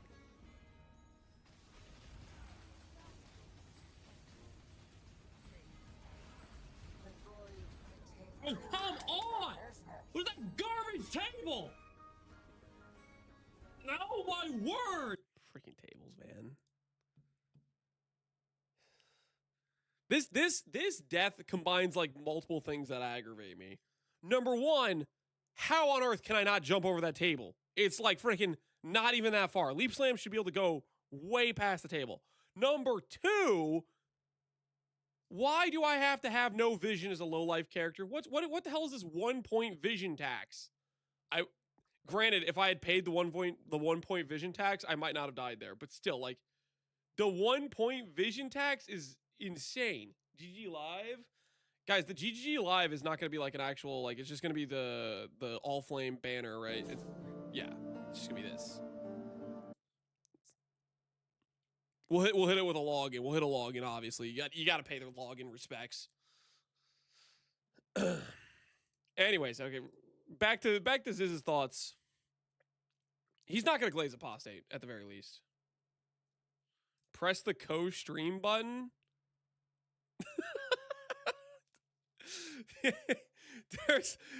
I wonder on the other side. I don't know who's like managing the stream. Would they be like, "What the hell?" It seems like the plus invite. Action speed cannot be. Wow, just no downside. Just really good. This back in the day would have been super Imagine you break their stream though. valuable for things like doing Elder or New Brother. Who's this guy think he is? Yeah. Dawnbreaker. They'd see my name pop up and it's like, that guy wasn't even on the original invite list to ExileCon. Why the hell does he think he's gonna? They'd see that pop up. They're like, all right, we need to rescind the invite that says he even gets a free ticket in the door. 25% cold damage taken as fire light. Wow. And this will stack with Dawnbreaker. That's crazy. That's huge. Ziz pressed it. They accepted the co-streams. Did they actually? No, you guys are messing with me. Ain't no way. Ain't no way. Ziz, yeah. Ziz, that is Ziz, massive. His name is literally Ziz GGG. He's hover the view count. Holy, it does say Zizarin. Wait a minute. Should I press the button? Should I press it? Do I risk it? I click the button. I don't even know what this does. Do it. Ready to start co-streaming? You're about to start broadcasting Path XL stream. Their content classification labels a category and apply to your co-stream unless you can change them. Keep in mind that you're responsible for what you stream or upload to your channel, including when you are co-streaming. Do I just click it? Do I click it? I'm clicking the button. I'm clicking the button. Wait, does that work? I don't know if that works. I clicked it. I don't know if I should have clicked it. Listen, Ziz clicked it first. We're just following Ziz, okay? We're just following the leader, okay? We're just following the leader. Now we wait. Refresh and see. How do you know if they clicked accept or not? Banned from GGG? Oh no. We didn't make the cut. Okay, wait. A couple of other people made the cut. Maybe we'll make the cut. All right. Listen. If they let the economic terrorist MP and Snap Owl, the group economic terrorists, we might make the cut. Let's find out. Keep refreshing. Keep dreaming. Keep dreaming big. Nope, didn't make the cut. Not yet, at least. Snap in, Lance. Yeah, Snap made it.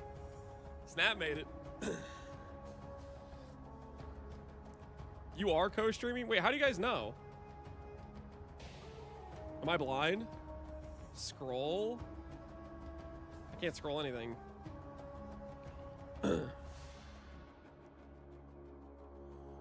You're +1 co-streamer. How the hell do you guys even see that? How do you... I see the stop co-streaming thing, but that I sent the invite, right? But it doesn't like auto accept. Yeah, I know there's the button there, guys. But wouldn't I like see my name somewhere? Wouldn't I be like on the co-streamer listing? Reload it, then click again. There's a new teaser. Is there actually a new teaser? +1 co-streamer. Yo, I'm there. Oh, hell yeah. Cool. That's kind of neat. All right, listen here. You're not Fubgun, okay? You don't have immunity.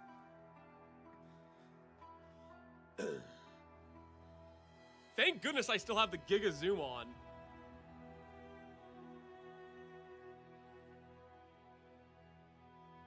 Can we ban? I'm tired of it. I don't know how bad it was. If it was pretty bad, then you could use your judgment. I did not. Luckily, I had the Giga Zoom, and that saved me from whatever the hell it was.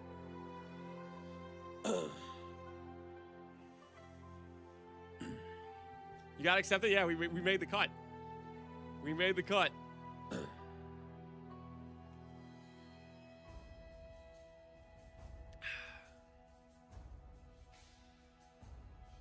It was pretty much Fubgun levels. Okay. I don't think it has to be a ban, but I definitely don't want... If people start doing it more regularly, we might have to start banning for it. I don't want people linking me random stuff like that.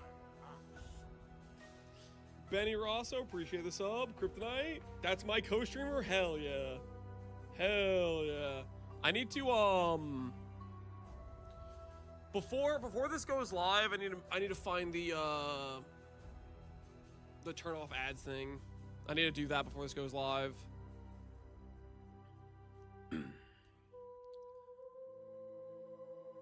GG facing backlash over co-streamer live streaming porn pre-reveal. No, not like this. Not like this. Not while we're officially co-streaming. Not like this.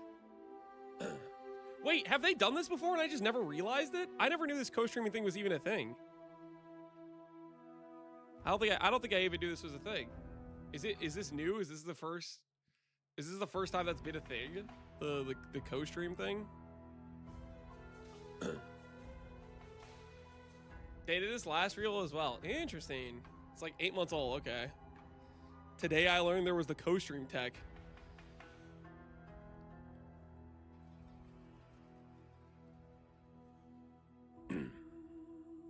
Quinn69, God Gamer. Yep. Mr. 10 out of 10. Hardcore SSF himself.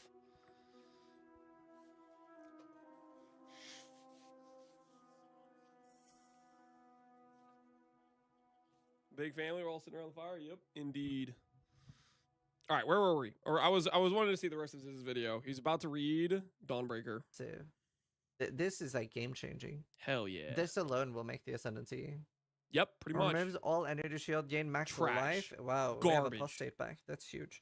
Gain max life instead of max energy shield. Read the -12. Life per level. Cool. Nearby What, enemies Ziz? cover... You can't just gloss over that and say cool. What is he doing to me?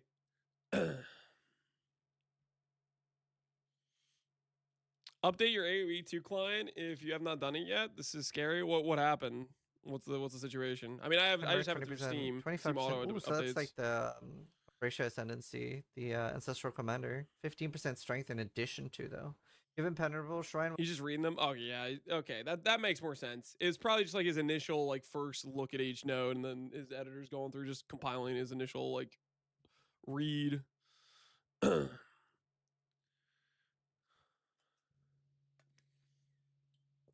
AoE2 situation is crazy. Full remote code execution was possible after the last patch if you joined online lobby. Was that within the time frame I was doing the tournament, or was that after the tournament? Because I have not played AoE2 since the tournament. If it's in that time frame after the tournament, it would have been more recent. Okay, then I'm probably fine, right? If I haven't done any. So you accepted a malicious... Yeah, I didn't do any custom games or anything like that, so I should probably be good. I'm in the mainframe. Oh, no. That's why Lance's drawing skills improved. He was remotely controlled. Oh, so you admit they were good drawing skills. Well affected by no flash. So you acknowledge the skill. Huh. Interesting. My actual ego. Appreciate the sub. Screams of the Desiccated. I guess the Shrine Belt is not making it in some way. Whoa, Ziz, guys. This being here means it is going in, okay? There's no way this is here and the belt isn't in the game. That's to me, this is a sign it is in the game. Wait, then that's so sad, dude. Love that belt. Presence of two. You're letting Ziz off easier? Okay, well, here's the thing, guys. Here's the thing. And this might make me sound kind of biased. If I am nicer to Ziz, and you might be thinking, Lance is biased. It's not that. Okay, here's the thing. GGG Zizarin has power unmatched. I'm toxic to Karatha. He can't do anything to me. If I'm toxic to Ziz, he could eliminate my ability to play the game. I'm pretty sure he could just hit the kill switch, and I can't even stream the game anymore. You gotta be careful. Okay, Ziz could take people out. You know, he gets mad. He might just put me in a chokehold and it's over. You know, you gotta be careful. You know, Ziz could take your streamer client. Yeah.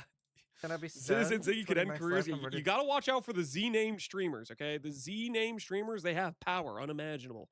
The energy shield. And it's converted, not added as extra. Gloom Fangs heals chain +1. 20. Okay, cool. Polaric Devastation. Cover enemy in Ash and Frost. I don't think I'd ever take that. Maybe though. I don't think I'd ever take that based. Okay, he does have one based review of Polaric Devastation. Melding of the Flesh, -5, all max res. Ellie Rensor campaign. Wow. That is pretty neat. That's pretty neat because it's not on Chieftain. And that's definitely like it's 5 instead of 4. Makes sense. So the duel is still good. Trigger level 20 race spiders don't kill. I'm really Captain Z9. I'm not gonna have a Z in my name. They're so powerful. God, I had to nerf them by putting them at the end of every list. Yeah. Unlucky wondering how placement. these are going to be unless they're changing the... Isn't it worse than Chieftain? It's quite a bit worse than Chieftain. Well, 1, it has -5 res, and 2, it's on the Ascendancy that only has 3 choices versus 4. Granted, Chieftain does have the thing where Chieftain has to grab the travel point with the fire res thing. That node's like not terrible. It's okay-ish. But the thing about you just clicked Dawnbreaker. It's just Dawnbreaker. It's always Dawnbreaker. The gem system, this patch, which would create an uproar, but there are several of these now where, I mean, okay, it'll be really nice early for leveling. Once you get this in Cruel, it'll be really nice. +1 level of all spell skill gem. You don't get that in Cruel. You get it in Merc, but same. Fair enough. Each summon Phantasm grants you Phantasmal Might. Ooh, that is really strong. Phantasmal Might is like Flat Fizz, just spells. Or is it to everything? It might be to everything. That's really cool to not have the debuff of actually using the back gain. Shimmeron is insane. Spell block, crit chance, crit Power multi, charge and enjoyer. base crit. Power charge enjoyer. Respect. Wow. That is cracked. Femur of the Saint, +1 chance to block. Trash. To attack. Garbage. Trash. Cool. And I'm sure we'll see something on that. Trigger level 1. Is somebody actually using this? There's no way. There's no shot anyone's using this node, man. That's not, no one's using this, man. Me? No, you're not, Leonidas. No one's using this node. Ain't no one using it. Cool. I will have zombies. You're not. I'm sure we'll see something on that. Yeah. Trigger level 1 suspend. I'm sure I won't see something on that. I'll put it the reverse. I'm sure I will not see anyone using that node legitimately. The comeback of SRS. SRS has potential. You know what? You know what happens when you click this ascendancy? You're not clicking Guardian or Necromancer. That's the problem. You're not. Stop right now. Stop.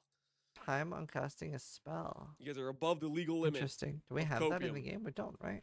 Oh, we do. Oh, it's the thing from the. It's the thing from the scepter from the boosts that they're removing. Okay, that's all of them. Either way, honestly, pretty cool. Pretty cool that they are updating that ascendancy every time. I like that a lot. And I think it'll be really cool for the game to just have something that's like shifting that much. Sometimes it'll be... I do like that they're shifting a lot. Ziz is definitely in the Glazer category with Gratha, though. But it was also like he just like very briefly looked at it. He didn't take time to do, you know, run the numbers and be like, oh, wait, I'm always clicking Dawnbreaker, therefore I'm never clicking melding. This melding node's actually garbage. You know? Is it bingo time? We already have a bingo. Do you guys want your bingo? Is that what you guys want? Do you guys want the chat's bingo? Because you guys are just are we doing the head-to-head? Are we doing the head-to-head? Not enough time for chat's bingo? There's plenty of time. There's plenty of time. Because you guys are just going to make like weird suggestions that make no sense. My board is obviously going to be way better. But we can knock this out. We can knock this out. We'll do a little head-to-head. Me versus you guys. Whose bingo board's more accurate? And I don't have to be as precise about this, about the... how.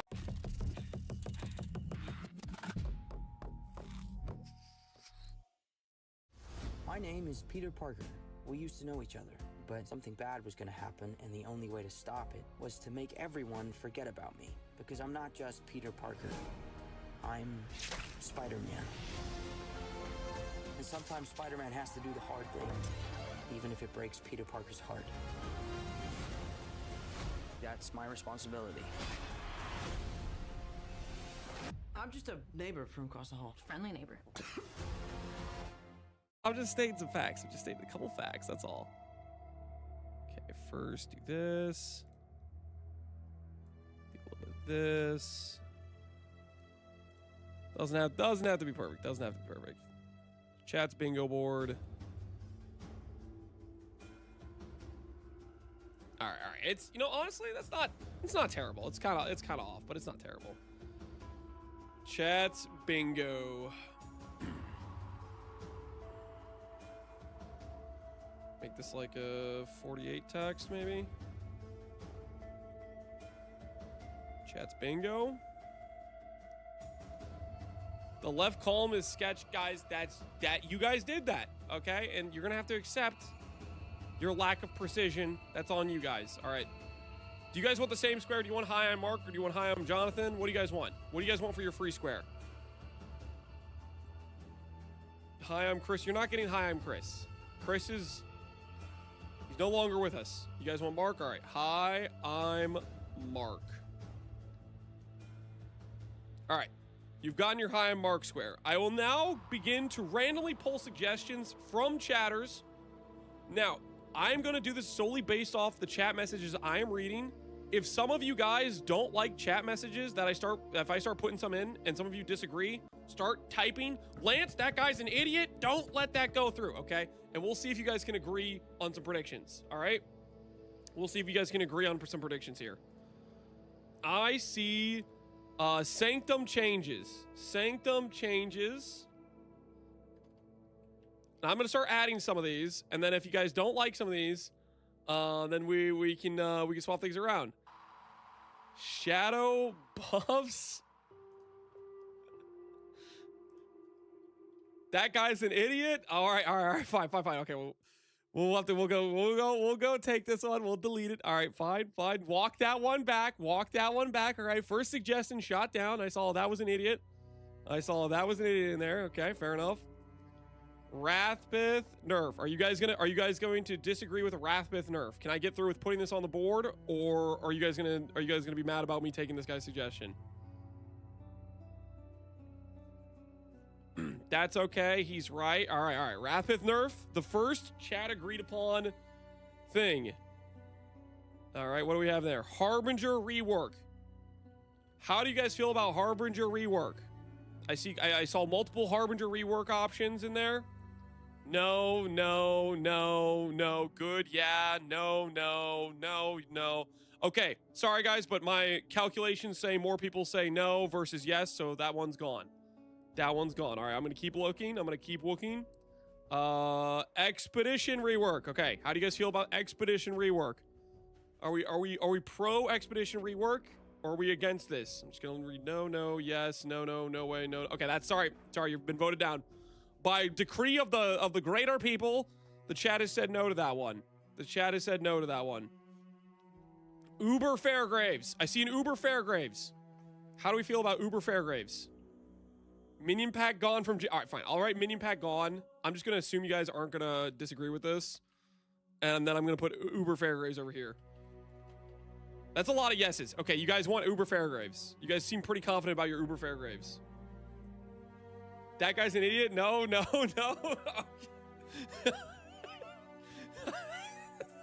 So wait, let me guess. You guys are saying yes to the minion pack? You were saying no to Uber Fairgraves?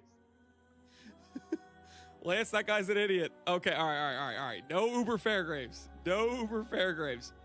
How do we... A YouTube chatter has said ultimatum nerf. Thoughts? How do you guys feel about the YouTube chatter? We had a YouTube chatter come in with ultimatum nerf. How do we feel about that? Ban, no. Why? Yep. Oh, that's a good one. No, idiot. Lamau, absolutely not. Boat League, no. Yes. Not real. YouTube chatters aren't real. They are real. I did not just make that up. That's a keeper. YouTube out. Yes. Perma him. Yes, you did. YouTube chatter. Yes. New Foulborn items. YouTube voices in your head. This one seems a little bit conflicted. I'm going to put it in a less important spot, but I'm going to leave it in because it seems like enough people are kind of saying yes. All right, you guys, ultimatum nerf has been confirmed from YouTube chat. Dot buffs. I see dot buffs. I see a dot buffs in chat. How do we feel about dot buffs? Yes. Okay, there's a lot of people that believe in the dot buffs. All right, let's move on to the next one. This one's lock it in. Lock it the hell in. Leveling in maps. How do you guys feel about leveling in maps? Thoughts on leveling in maps and not campaign? Okay, it looks like a lot of chatters are saying no. Dang it, I was hoping I was going to get a free square where you guys would never get a point. But unfortunately, some of you guys have brains and realize that's never happening. So unlucky for my evil plan for that one to just hopefully go through. Self-cast buffs. We have a request for self-cast buffs. How do we feel about this? No, yes. Fub gun nerfed, yes. Okay, so you guys want self-cast buffs? All right, we'll give it to you. Got a lot of Covium. Warden deleted. Guys, do you actually want me to put Warden deleted? I'm not even gonna do that one. I'll do Archmage nerf. Archmage nerf. That's maybe something you guys might agree on. I'm not sure. How do you guys feel about Archmage nerf? Yes, no. Delete Warden, no. Okay, a lot of you do not want Archmage nerf. You guys gotta agree on some things. We gotta fill 25 squares, okay? My favorite good spell is good skill buff for some reason, bad skill nerf. All right. We'll put in the Alweezy Classic. How do you guys feel about random or good skill? This text is too large. I need to make it smaller. Good skill buffed, bad skill nerfed. How do you guys feel about the classic situation of good skill get buffed randomly and a bad skill gets nerfed? Define bad. I think we all know what we're talking about here, okay? Yes? Okay, all right. You guys got that. A YouTube chatter? What? A new YouTube chatter says ES nerf. ES nerf from a YouTube chatter. Thoughts? How do we feel about ES nerf? This was a YouTube chatter. Came in with ES nerf. No, no, no, no, yes. That Lance guy's an idiot. Okay, what the hell? Not real. This is going well. No, yes, YouTube's cooked. Lance, that guy's an idiot. All right. You guys do not want ES nerfed. Do you want ES buffed? I think you guys are copying me a little bit. If you guys want ES buff, you're kind of copying me. Like that's one of my go-to squares. All right. I'll give you yes, no. Abyss rework, yes, no. Life removed. All right, I'll give you guys ES buffed. You guys don't seem confident about it. Like maybe you're more split, so I'm gonna put it on the less important square. All right, what else we got? This bingo's cooked. This is your guys' bingo. Shrine Belt stays. All right, how do you guys feel about Shrine Belt core? Like part of the core game. Thoughts? Shrine Belt core. Yes. Why? That guy's an idiot. Abyss rework. Yes. All right, you guys are pretty happy about that. I'll give you a nice corner spot for this one. All right, what else do we have next? Abyss rework. Are you guys gonna say yes to Abyss rework? They have literally a trailer. How do you guys feel about Abyss rework? Are you guys gonna add this to your board? Smart. Holy, you guys are happy with this one. All right, fine. You guys get an Abyss rework. But honestly, you guys are kind of being cheeky about it. I'm gonna put it on a bad square with only 2 possible wins. Screw you guys. That's what I think about that. All right. Mirage currency core minus imbue coins. All right. We can add that. Mirage currency core minus imbues. So that's volatile vowels, refracting frogs, rancors. How do we feel? No, yes, no, no way, nope, no is an idiot. Rigged snack tater, yes. Free square, yes. Delve change. All right, I see more yeses than nos. I'm gonna keep it. I see a lot of people typing delve change, whatever the hell that means. It's kind of vague, kind of a weak assertion, but it's an assertion. And I'm getting like 90% no's. Okay, that's gone. Sorry, there's too many no's. That's just one guy spamming it. Oh, no. Brand buffs? All right, how do you guys feel about brand buffs? You think GGG's gonna walk past self-cast and they're gonna go buff brands instead? No, nah, I wish. F no, that guy's in the... All right, no brand buffs. No brand buffs confirmed by decree of the chat. More campaign secrets. All right, how do you guys feel about this? They've done this multiple patches. Are they going to mention more campaign secrets, like the transfigured gem in the Act 9? Yes, of course. Free square. All right, you guys can have this square. All right, let's go move on to the next one. New unique fishing rod. How do you guys feel about new unique fishing rod? How do you guys feel about that? New unique fishing rod. No, yes, I don't know. Yes, no, yes. Yes, 100% yes, no, yes, bait, no. Honestly, pretty split. I'm keeping it in. You guys are pretty split on that one. All right. Let's keep her moving. Synth rework.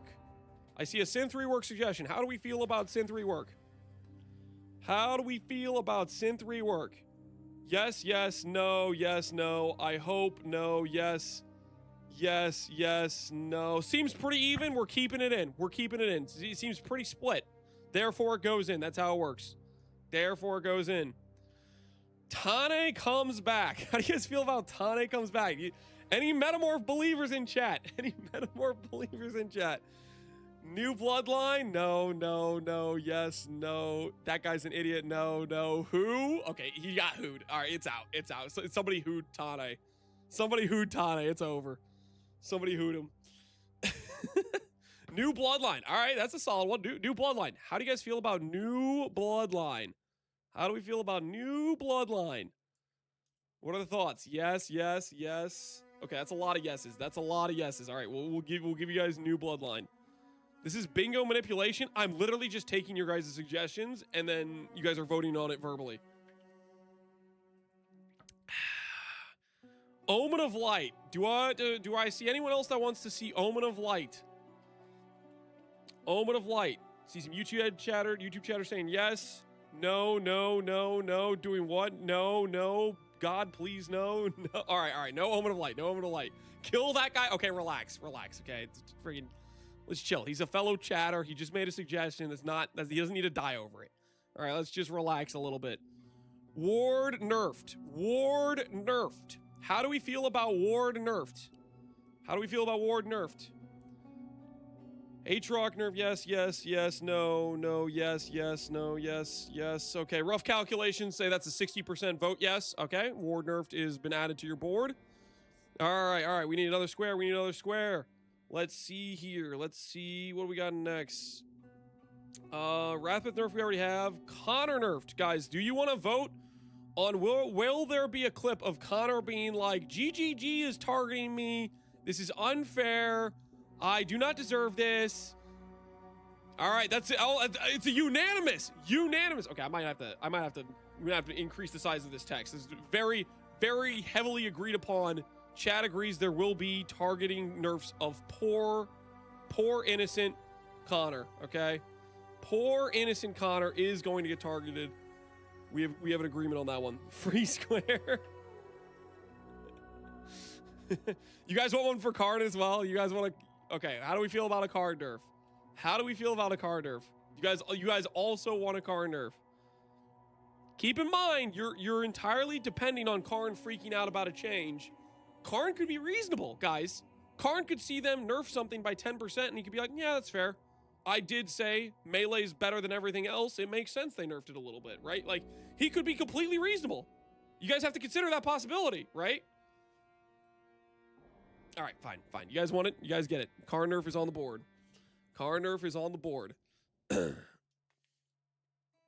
Ellie hit is going. How do we feel about Ellie hit nerf? Thoughts on Ellie hit nerf? Yes. That guy's an idiot. No. It still sucks. Yes. Triple tap. All right. That seems like more people are voting yes than there are no's. New endgame boss. We have a YouTube chatter that wants a new endgame boss. Let me fix this text is too large. I regret changing its size earlier. New endgame boss. Basically, is Abyss gonna, or not Abyss, sorry, is the Curse of the All-Flame gonna have a boss? Like, they're like, hey, it was a new boss type thing. Yes. Okay, all right. You guys are voting yes. Okay. How do we feel about all range skills deleted? All right, I'll put bow nerf. How do we feel about bow nerf? Do you guys want a bow nerf on the board? That guy's an idiot. No. All right, you guys don't want it. All right, fair enough. We will not have bow nerf on there, okay? Keep reading some suggestions. Fishing minigame. How do you guys feel about fishing minigame? Will this league mechanic include a fishing minigame? No, yes, no, yes, no, yes, yeah, no, God, please, yes. That guy's an idiot. Free space. All right, it looks pretty split evenly. I'm going to say going in. It's getting added.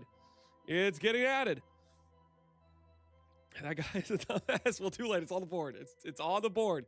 It has been added. Meta shakeup. I see meta shakeup suggested. How do we feel about meta shakeup?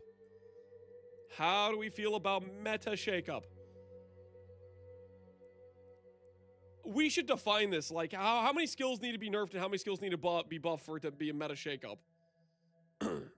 What's the qualification here? Vague poster? Yes, 20 buffs, 20 nerfs. All right. So how about this? At least 40 gem changes occur. Are we good with that? 40 things changed that are gem skill specific. Are we good with that number? Can we agree on that? Or yeah, okay, we can agree with 40. All right, we'll say 40, and that could be positive changes, negative changes. Just 40 gems receive changes. Fair enough. All right, KF nerf. Do you guys want a KF nerf square on your board? Would you want a KF nerf? Do you believe Kinetic Fusillade has lived its last day and it is going to walk the plank? That seems like a 95% yes. Okay. All right, you guys have two squares. You have 2 squares. You guys just gotta choose wisely here. You gotta choose wisely here. What do you want for your 2 last squares? Krillson expansion? I don't know about that. New item bases? New item bases. How do you guys feel about new item bases? How do you guys feel about new item bases? Like, items that can be rare. No, nah, no, yes, no, no, no, no. Okay, looks like more no's than yeses for item bases. Looks like more no's than yeses. Abyss rework comes with new crafting. How do you guys feel about this? Like, there's some currencies or some things you can do with the Abyss rework that gives you crafting power. That's different than what we currently have. That's free, yes. All right, a lot of people are yes on that one. We'll let it go in. All right, your final square. Your final square. We have Abyss rework? Yes, we have Abyss rework, but that doesn't mean Abyss is going to come with a crafting specific currency. That is, those are distinctly different. Now, you guys could get cooked. Maybe they don't even rework Abyss, and then both of these squares are dead, which, I mean, these are some of the easier squares. You guys are kind of shooting for, like, the easy targets here, not going to lie, but hey, it is what it is. New Chase Unique. Something that we could consider a T0. That people would look at the item that they showcase and they'd be like, that's a T0. How do we feel about that? They tease something and we say that somebody goes, that is a T0 level unique. No, yes, no, yes, he's an idiot. No, nope, yes, yes. Of course, yes, that's 2C, fish blood, yes, yes. Yes, yes. Okay, that seems like that's... Okay. All right, I think that's enough. We have our board. We have our board. How do you guys feel about your bingo? How do you guys feel about your bingo? This is your bingo. And I'll give you guys a side by side. I'll pull up my bingo so we can have a little side by side comparison here. How you guys feeling? We're cooked better than Lance is. 7 out of 10. It's trash. It's dog water. You guys voted on this. This is literally your collective genius all put together. This is you guys wanted this. Surely you guys can't be looking at this board and already throwing in the towel, right? Let's get the side by side going here. Okay, I have to do this. All right, there's the side by side boards. There's the side by. I hate democracy.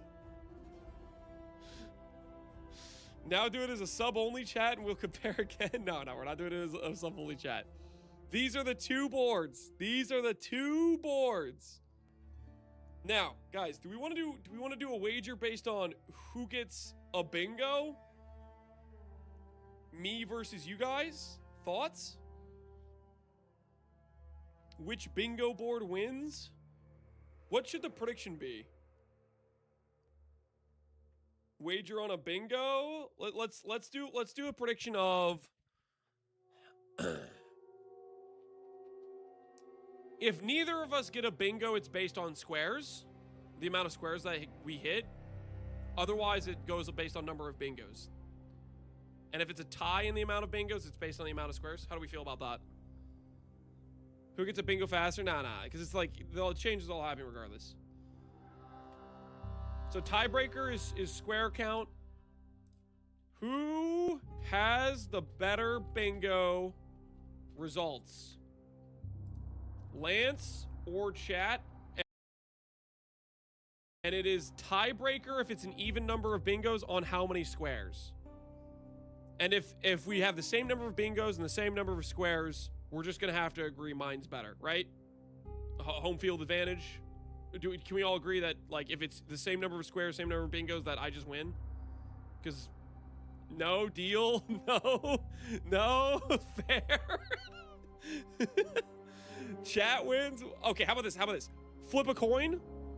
Can we agree on flipping a coin?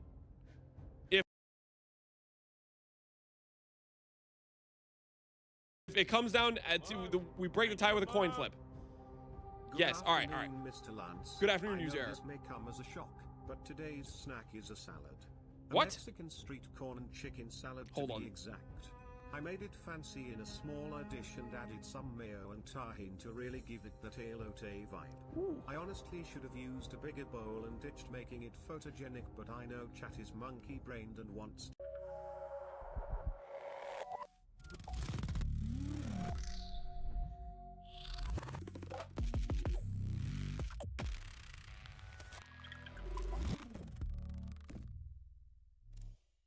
You're starting to control user errors food choice. You guys are making an impact. And my axe, yo, Kazel, appreciate the sub. All right, the wager. I will give you guys 5 minutes to place your wager. Who gets the better bingo results? The wager should be live. The bingo boards, I will get them on screen. These are the bingo boards. Win condition is highest number of bingos. If we tie the number of bingos, it goes to whoever has the most squares. And if we have the same number of squares and bingos, tiebreaker is a coin flip. Okay, tiebreaker is a coin flip. All right, that is the wager.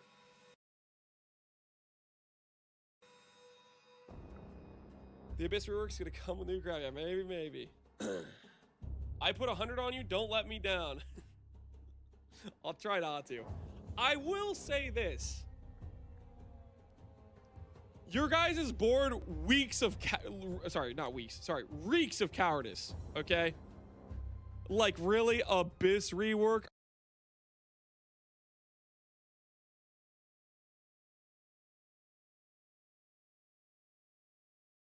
I was letting you guys choose your bingos. You're mad you didn't think of it? I am not mad I didn't think of it. I personally didn't put such a weak item on my bingo board, okay? Dead Strikes, Lesnar Rush, appreciate the subs, guys. GG Jar Change, appreciate the sub as well. I hate the Rockersy. You trolled our board? How did I troll your board? I gave you guys so many things you wanted, and then you guys said yes to them.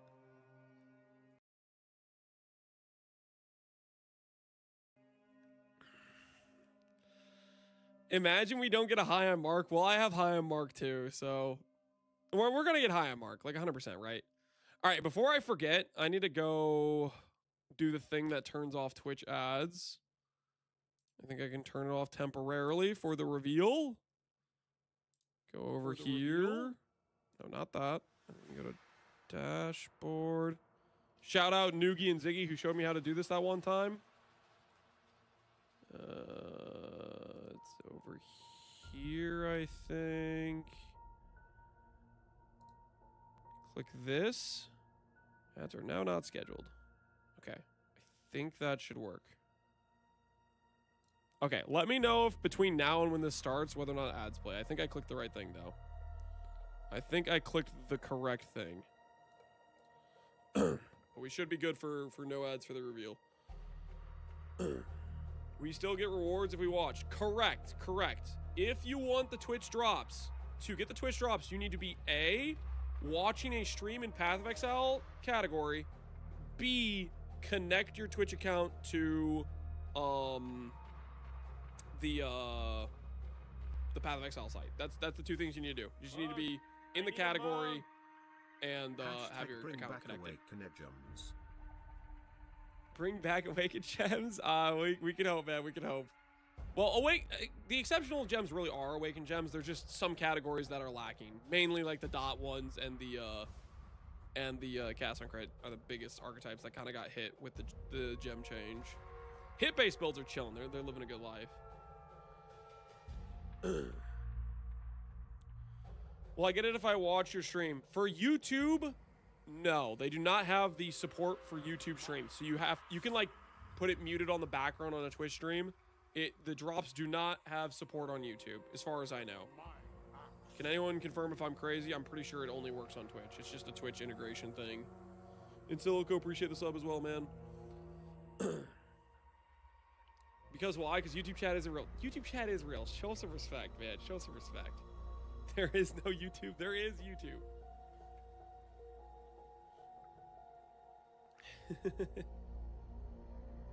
You sure on Twitch? Yeah. Anybody streaming in the Path of Exile category works. My stream, the Path of Exile mainstream, any of the streamers in the Twitch category, in the Path of Exile category works.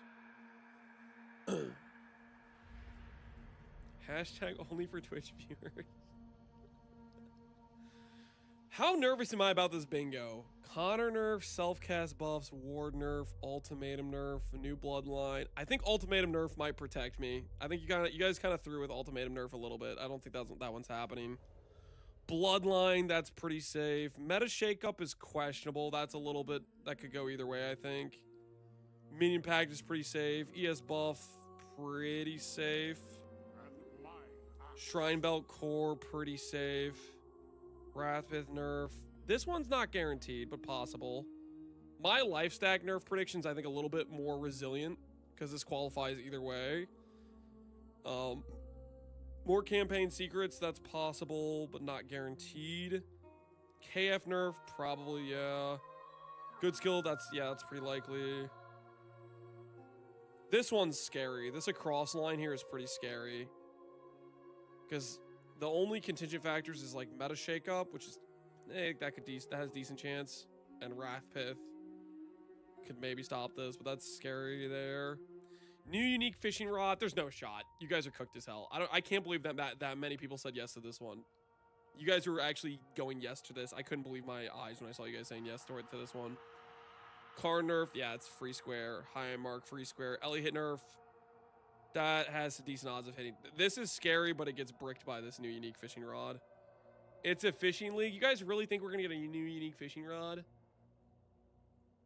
Our board got gerrymandered. I don't know what you guys are talking about.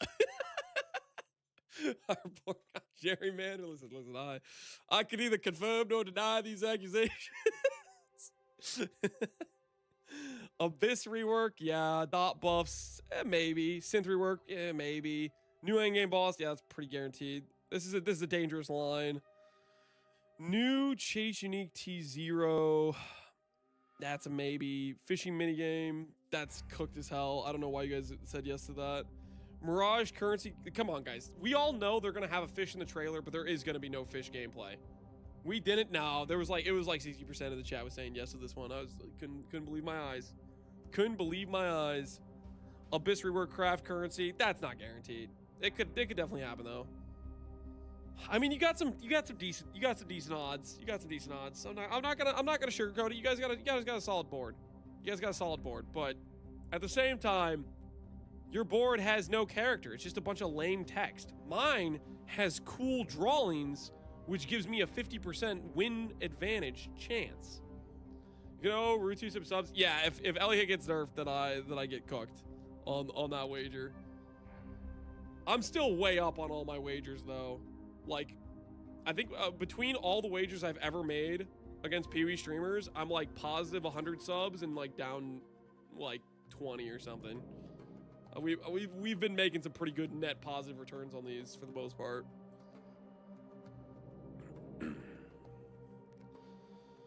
You scammed us from our own drawings? Guys, there's not enough time.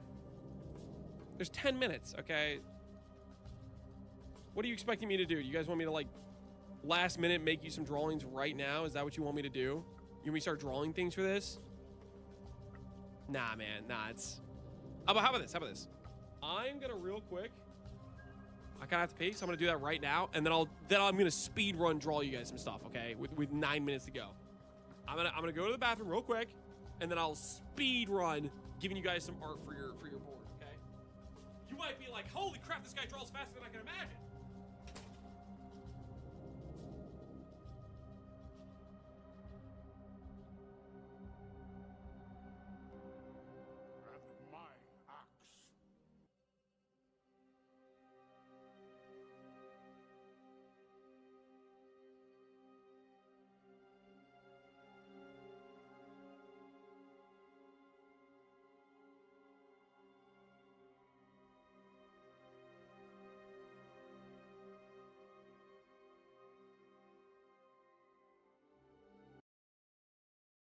Compared to Master Race PC.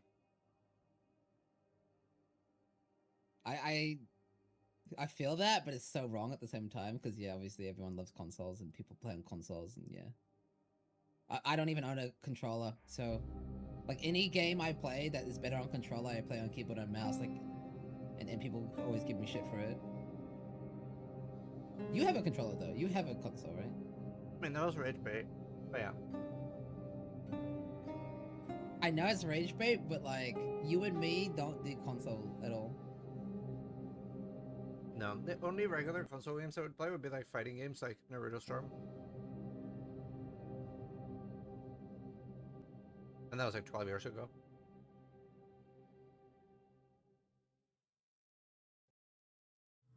I'm still coke free, yes. Ah. How far through Power World are you? So in case Nintendo's watching, this is I'm a meme. Don't sue me or Palworld. But there's 8 gyms, towers. There's 8 towers, not gyms. And then there's like supposed to be some final like battle at the the Elite Four. I mean like the tree, the Eternal Tree or whatever. Okay, so I'm at Tower 5. I just beat Tower 5. Gym 5. Tower 5. Tower 5. Okay. And I just called a Gyarados. I actually don't know the real name. I don't know the real name of most of the pals. I just call them Pokemon names. Legally distinct Gyarados. I'm gonna go play Final Battle Edge and go pee. Alright.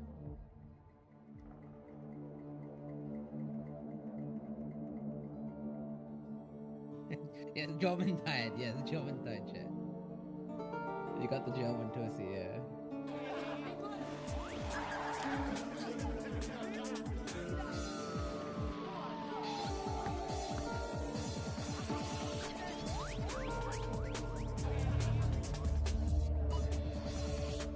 Basically 8 Towers is trolling.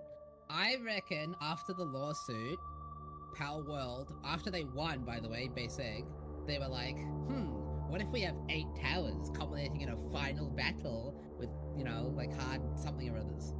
Like, I 100% think they did a lot on purpose after the lawsuit. Which, you know what? That's based. That's based. It would be even funny if you knew what I don't know the ending. But I'm assuming it's very similar to like some sort of... it's probably very similar to the game made by the other company. Yeah, I heard the Palworld's also releasing a trading card game. They honestly, Nintendo deserves the middle fingers here, in my opinion. But that was a dick move by Nintendo. How's the group Iron Man? Yeah, so Ziz is going hard as heck. He actually got 99 farming as his first cape. Ziz really wants me to play, but... And it's not that I don't want to play RuneScape, it's probably top 4 games ever for me. I love RuneScape, and I do love my Iron Man as well. It's just...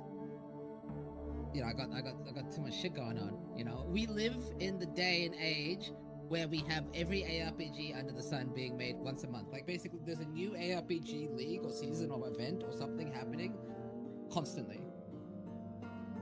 Or there's, like, good survival... I mean, I also love survival games, so there's also, like, good survival games.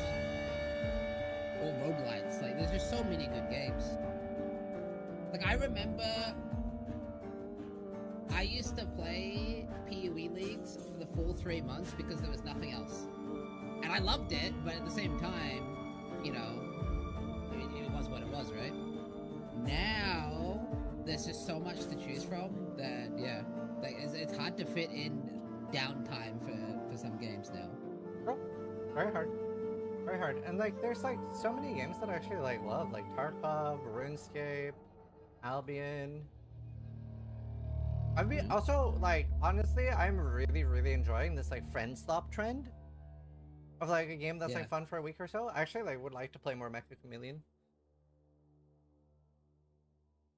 I have to know, like, you said they were all your own self-cooks for the most part? Did you really find all those spaces? Yeah, there's only 2 that I stole. One I stole when I played with, like, Soda and XPC. The one where I was hanging over the thing on, yeah. That I the stole. streamer map or whatever. No. Yep. Peak Airport. The one where I was a towel. Oh, that one. You were really good though. Like I was impressed. I was like, holy shit. You felt like you were smurfing on us. Thank you. That's very sweet. Do you have a bingo page? This does. Yeah. Right? Yep. Can link it to you. Yeah, my main prediction is that Mirage League mechanic buffs goes core. Like I know Mirage League itself isn't going core. Totally get that. So mine are mini pack yeah. nuke, sailing roguelike, upping, custom meetings, in-game price checking, like the POE 2 one, shadow ascendancy changes, transfigured explosive arrow, sanctum rework, delve buff, scarab rework, king's march nuke from orbit, actual fishing, recombinator changes, vector nerf, mirage specialties core, full betrayal rework, slayer nerf, Karn is mad, chaos dot buffs, grind belt saved, new uber, biz crafting, self-casting, astrolabe changes, and atlas streamlining. New uber. I mean, I just like spicy predictions. That seems to be the spiciest. I think What would the uber even be? Just like some abyss uber.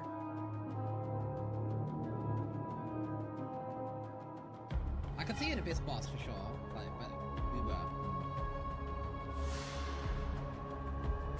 Close the let's snatch it. Yeah. Alright. You ready for the hottest reactions?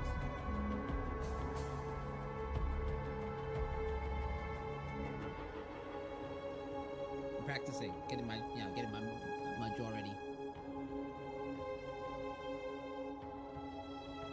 Hottest or hardest? Both. I think he's priced. Reactions now in 4K camera. True, I love my new camera.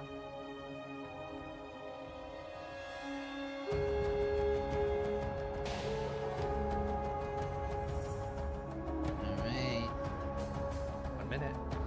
1 minute, and then it's 5 hours of reacting. 3 hours of ZE Q&A, and then we have 3 hours of patch notes. No. The last time was just because there was no patch notes. Sticky will be respectful and do a nice, short, sweet Q&A, and then into patch notes. Yeah. Maybe. 40 seconds. Do like a quick intro for my editors and your editors. Okay. Hi, Sis here with Steel Mage. We are going to give you the hottest reactions to the All Flame update. I'm excited. I'm keen. 20 seconds. Surfcaster goes core. Hey, what if we're just a submarine? Like I think it's a roguelike. Yeah, I'm all in on my roguelike prediction. U-boat. Alright, here we go. Try bell call. Hi, I'm Jonathan Rogers, Game Director on Path of Exile, and welcome to GGG Live. We have massive changes to show you today with Path of Exile, Curse of the All Flame, which is coming out next week on July 25th. Twitch drops are enabled on today's live stream, so you'll be able to claim your official Soul Shatter rare finisher effect by following the instructions below. Let's not keep you waiting though. Roll the trailer for Path of Exile, Curse of the All Flame. Roguelike. The All Flame calls us to the sea. To a lost wreck that still draws ghosts. Submarine roguelike. Water delve. Curse. Down below. Water delve. With my lanterns, Sulfur, it's literally water delve. Floor. We must find the source of the All Flame before the brine rot. Somewhere in the blackest depths, bounty and death await. Must be over. Serpent Shrine Cavern. Pioneer Void, roguelike. Did I nail it? Nice. Make Rio.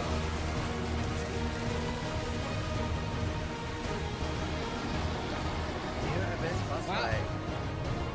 Sick. Vestigal. Vestigal. I wish I could have paused there. Mercenaries! No! No on mercenaries! So many people do. I hope they're good. Atlas and Nominee. I hope they're good. I'm so worried. Ascendancy class. Luminaries. Fortune. Messiah? In the depths Yeah, maybe of start the sign Ascendancy class. It has to be. Or a bloodline. No, it's an Ascendancy class, not a bloodline. In today's stream, we'll be walking you through all the details of Path of Exile, Curse of the Allflame. We'll comb the ocean floor, discovering sunken artifacts of forgotten origins. Fight the horrors of the deep, and do your best to keep from being crushed by the waters above you. We're revisiting some familiar mechanics to bring new life to systems that have begun, perhaps, to show their age. Abyss and Legion will both be receiving significant upgrades, including a new pinnacle boss for Abyss, and a new chase crafting system for unique items in Legion. In addition to revamps of the existing leagues, though, we're also bringing back some old friends. The Mercenaries of Trathos are making their way back to Rayclast. Then we'll explain our new in-game system. We will join Kirak in investigating anomalies appearing on the app. After that, we'll discuss the character and skill balance coming in Curse of the Allflame. Finally, we'll cover our new set of supporter packs, after which we'll have a live Q&A session where Ziggy D will interview Path of Exile's game director Mark, as well as game designers Octavian and Andrew, answering your questions from Twitch chat. After the live stream, we'll drop the full patch notes at 11 AM NZT. So let's get started. I'll hand things over to Mark to introduce the new league. Hi, I'm Mark Roberts, game director on Path of Exile. In Path of Exile, Curse of the Allflame, a long-forgotten mystery has begun to stir beneath Rayclast seas. Hidden in the icy depths lie strange and immensely powerful treasures, waiting for those bold enough to claim them. Meet Valerie, a dangerous Corsair captain who needs boots on the ground and on the seafloor to help her retrieve these treasures and unlock their potential. This is where you come in, to help her find the charts scattered across Rayclast. Then use those to guide her ship to the patch of brine that holds loot for the taking. In return, you'll get a cut of the profits. These lost charts are guarded by the undead, rival Corsairs, or horrible creatures of the deep. Each of these monster encounters will also have a custom bonus for defeating the enemies. For example, successfully defeating the accursed undead that guard this treasure chest will cause hunting you ghastly ออฟไลน์มาตื่นนี่เนี่ยตื่นแล้ว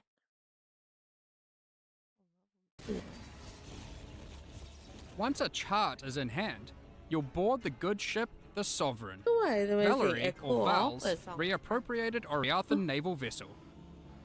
Here, Val introduces you to the heart and soul of her ship, quite literally. Vesper, another Pondium native like Val, is bound to this ship. His soul burns with the Allflame's curse, and were his comatose body to be removed from the ship, he would surely die. The silvery apparatus that lines the bows and eaves of the vessel allow him to steer the Sovereign anywhere in Rayclast's waters. Using the chart you've brought, Vesper can navigate to a location so you can scout it for Val, and while doing so, claim whatever treasures there might be. How, though, will you avoid a watery grave once sunk below? Vesper controls a spark of the Allflame, a powerful and mysterious magic, which has been imbued into a number of devices aboard the ship. Chief among them, the bathysphere. This entirely safe and well-tested contraption of rivets, bolts, and metal will be your ticket beneath the waves to explore and plunder. While scouting the depths, in order to not need an ample supply of air, we're instead going to place Allflame lanterns. These are conduits of the power that keeps Vesper alive and bound to the ship, and give you the temporary safety you need to do that exploring. Without them, you will drown. The first of these is strapped to the bathysphere and activates on landing, rushing the water away to reveal horrifying monstrosities, lost treasures, and a strange luminous coral growing from the corrupted dead in the oceans of Rayclast. These strange growths are the real reason Val has asked you to plumb these waters, as the coral can be broken down into dead man sulfur, the fuel that keeps Vesper's light burning. As you get to the perimeter of the safety provided by an all-flame lantern, Val will drop more down at your request. There's also an option available to have new lanterns fired automatically for you as soon as you need them. If you prefer ออก speed เรือ over มันก็ต้อง fine มีอะไร control. เกิดเรือไปล่อง Explore ทะ and เล claim what you เนี่ย can while you can. ว่าอยู่ Lost fortunes of gold, ล่อง chests เรือ of valuables, เรือ and lurking threats all lie in wait for you beneath the waves. You might even find the odd lost missive, waylaid on its travel to its intended recipient. But hey, finders keepers, right? Beware though, as Vesper can only power so many lanterns at once, and that power is finite. ผมน่ะ On เป็นคน placing แรก the last of your ที่ lanterns, เกิด they will ที่ begin สอง one by one to flicker and ตอน fade, ที่มัน and the เกิด creatures of the deep will เกิด rush in ที่ไหน as they sense the vanishing of the light. You'll have to rush back to the safety of the bathysphere, escaping the cold clutches of creatures that despise the light you bring. You'll want to place every lantern though, as exploring to collect enough dead man sulfur is the only way to successfully chart the area for the next step, planning a voyage. Val will keep a record of the areas you've charted, storing details in her journals. Once you've charted enough areas, just talk to Val, place your charts on Val's board, connect them together, and create one giant seafloor excursion. Each area you chart will reveal a special modifier that applies when it is used as part of a voyage, applied to either the charts adjacent to it or the whole voyage. Here are a few examples. This modifier causes all equipment dropped by monsters in adjacent charts to be converted to gold. This modifier will spawn friendly jellyfish alongside every pack of monsters in your voyage, which you will promptly slaughter for extra loot and experience, we're sure. This modifier causes all monsters in adjacent charts to be empowered by wildwood wisps. With 9 positions on your board for charts when constructing a voyage, these can stack up fast. There are also charts which can take you to specially rewarding areas of the ocean floor. Fields of anchors strewn with treasure chests full of loot, Calgarin shipments lost at sea, and sunken abyssal pits teeming with monsters, to name just a few. There are even some ancient artifacts you might find and resurface.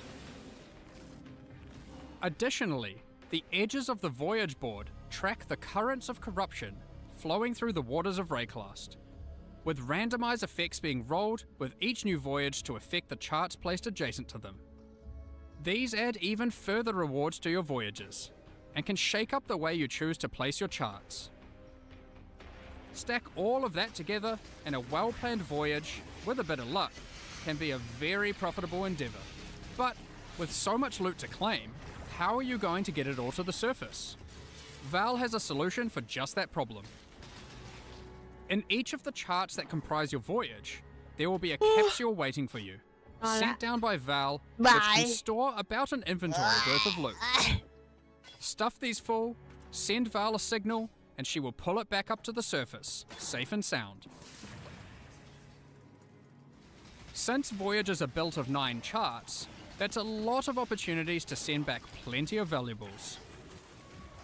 Once you're satisfied with the plunder from your well-planned voyage, find any of these capsule locations and call the bathysphere to it as your ticket out. Val will send it down to your rescue, as fast as she can. You just need to survive until it gets there. Good luck!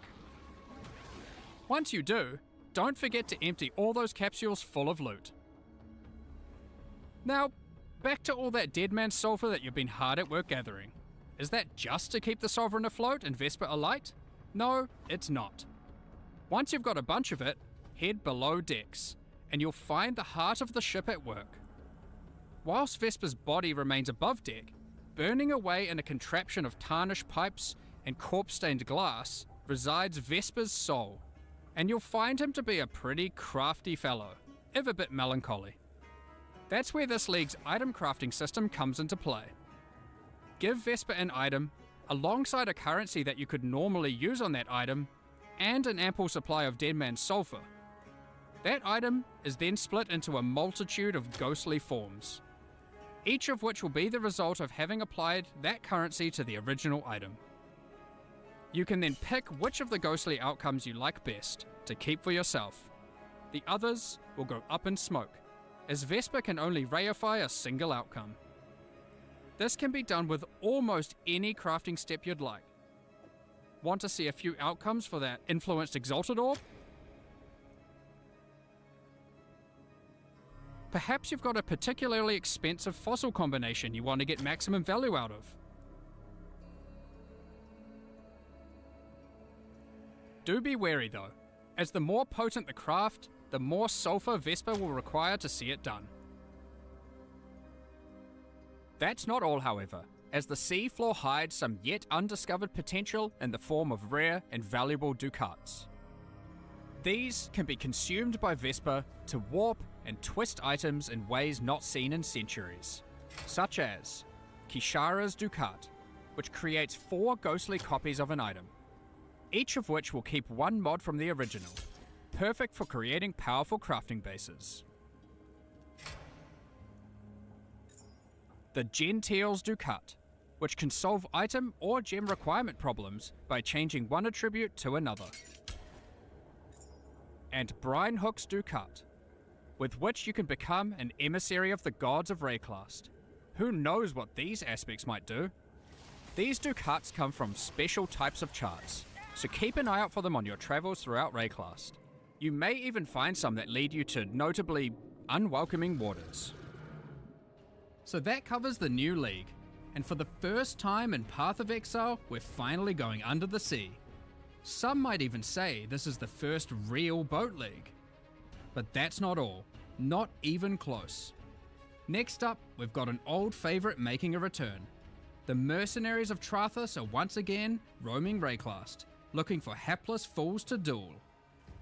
Mercenaries will start appearing from Act 3 in San. Before beginning a duel, you'll be offered an overview of the mercenary you've encountered. Here, you can see the gear they have equipped and the skills they employ. As per the Trathan Code, you have the right to wager for an item the mercenary is carrying. You'll stake some of your gold, and the duel commences.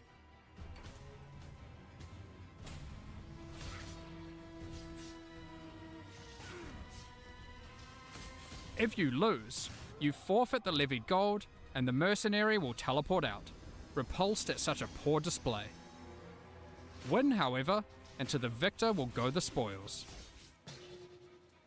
In addition, if you win the duel, the mercenary will aid you as an ally for a number of areas. Trathan mercenaries are powerful allies to have in Rayclast, assisting in a number of ways. Some mercenaries can provide you with powerful auras and buffs, while other mercenaries can do all the killing for you. While in map areas, if you don't like anything the mercenary offers, you have the ability to request their warrant. A warrant is a promise to return and duel again at a later date. A call to action that calls that specific mercenary to a future map, with the same set of skills, but a new set of items. A mercenary will only grant their warrant once, however, preventing you from fighting that mercenary in every single area. Warrants also allow you to trade specific mercenaries to other players. It is important to note that unlike in Mercenaries of Trathus League, having a mercenary does not count as a player party member. So having a mercenary does not increase monster life or the quantity and rarity of items dropped from monsters. Given that, you may be wondering, but what if I really like a mercenary I found? They have a great personality and powerful skills. Is there really no way I can keep them as an ally permanently? Well, you can, but only if you are a Scion. For the second time in 6 months, the Scion is getting a new Ascendancy class, the Luminary. The Luminary is a natural leader, lighting the way for others to follow. Becoming a Luminary immediately lets them allocate the Noble Blood passive, allowing them to permanently hire any mercenary they find in Rayclast. Luminaries can have up to 3 permanently hired mercenaries, 2 in reserve in towns and hideouts, and 1 as an active ally in combat. Unlike with regular mercenaries, you can change the items permanently hired mercenaries have equipped, opening up innumerate potential build possibilities. By default, permanently hired mercenaries cannot be equipped with unique items. but these passives enable them to equip specific types of uniques. While the legendary Arms passive empowers mercenaries that have many different unique items equipped. Luminaries have the flexibility of becoming a support character to their mercenary, or having their mercenary support them. The Oath of Fealty and Golden Glory passives empower your mercenary by using your link skills on them. The Loyal Bodyguard and Bestowed Knighthood passives enable your mercenary to protect you in combat, as well as enhancing their aura skills. As with any old league that we add to the core game, we have added full Atlas Tree and Scarab support. Here are just a few examples. These passives allow you to much more easily target the specific types of mercenaries you want showing up in your maps. The Loot and Pillage passive gives mercenaries a chance to drop all their items when defeated, instead of just the one you selected. The Trathan Scarab of Renown makes it so the spawned mercenary is covered head to tail in unique items. And the Trathan Scarab of Infamy forces a more powerful, infamous mercenary to spawn, accompanied by 2 other mercenaries for a truly unfair duel.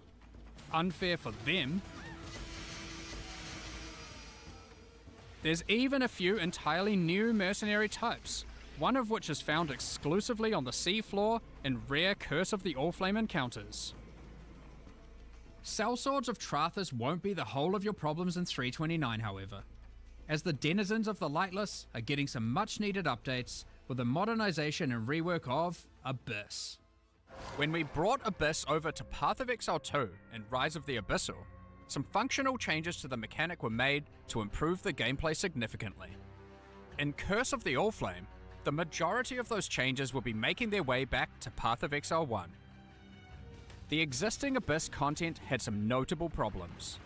Aside from being very dated, it also required the player to follow a crack as it opens, often backtracking throughout already cleared areas. Now, as you approach an abyssal pit, and the cracks leading up to it, you will find that it is already open and spilling forth abyssal energy into the surrounding area, subjugating the souls of enemies unlucky enough to be within its influence. Slaying these enemies will send those souls spiraling down into the pit, drawing the attention and ire of the minions of Kulamark that dwell beneath. Slay enough of them, and the Abyssal Legion will spill forth from their domain to tear you apart.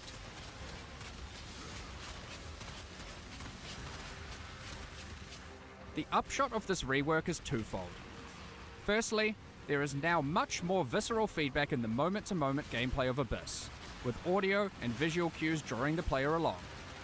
And most importantly, you'll never need to chase a meandering abyssal crack around a map ever again. No more backtracking. However, be on your guard. The abyssal minions of Kulamark have some different tricks up their sleeves in PoE 1, and many employ entirely different skills to those of their PoE 2 counterparts. To be clear, there are still some aspects of the existing abyssal system that we will be keeping.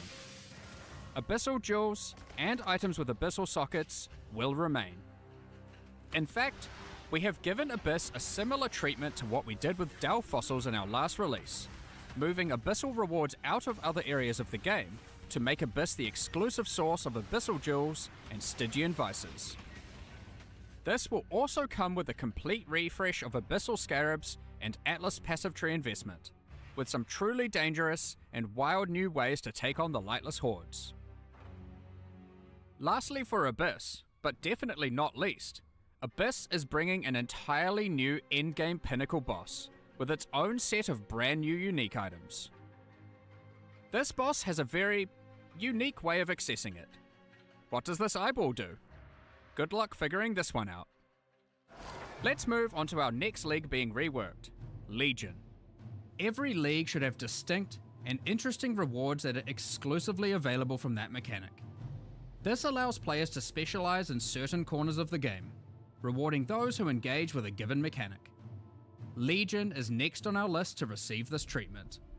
Despite having a unique combat mechanic, we felt Legion didn't have interesting exclusive rewards outside of timeless jewels. While incubators were technically exclusive to Legion, they effectively granted the same rewards that you could get elsewhere. So, what are we doing about it? Firstly, incubators are being removed. No longer will you have to remember to apply incubators to all your equipment every few maps. Instead, we will be adding a new type of reward exclusive to Legion, vestigial unique items. Legion generals and maps will have a chance to drop a new type of currency item, enshrouding crystals. These can be used on your unique armors. You can then take the enshrouded item to the domain of timeless conflict, which might look a little bit different to what you remember.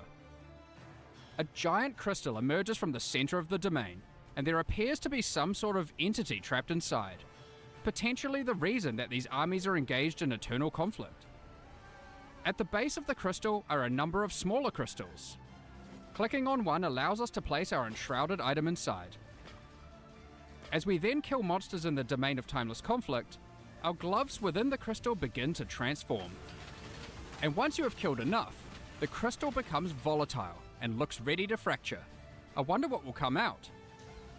Our Shaper's Touch transformed into a Malaguero's Virtuosity, but now the Malaguero's Virtuosity has a trace of the original enshrouded item bestowed upon it, in the form of a vestigial implicit modifier.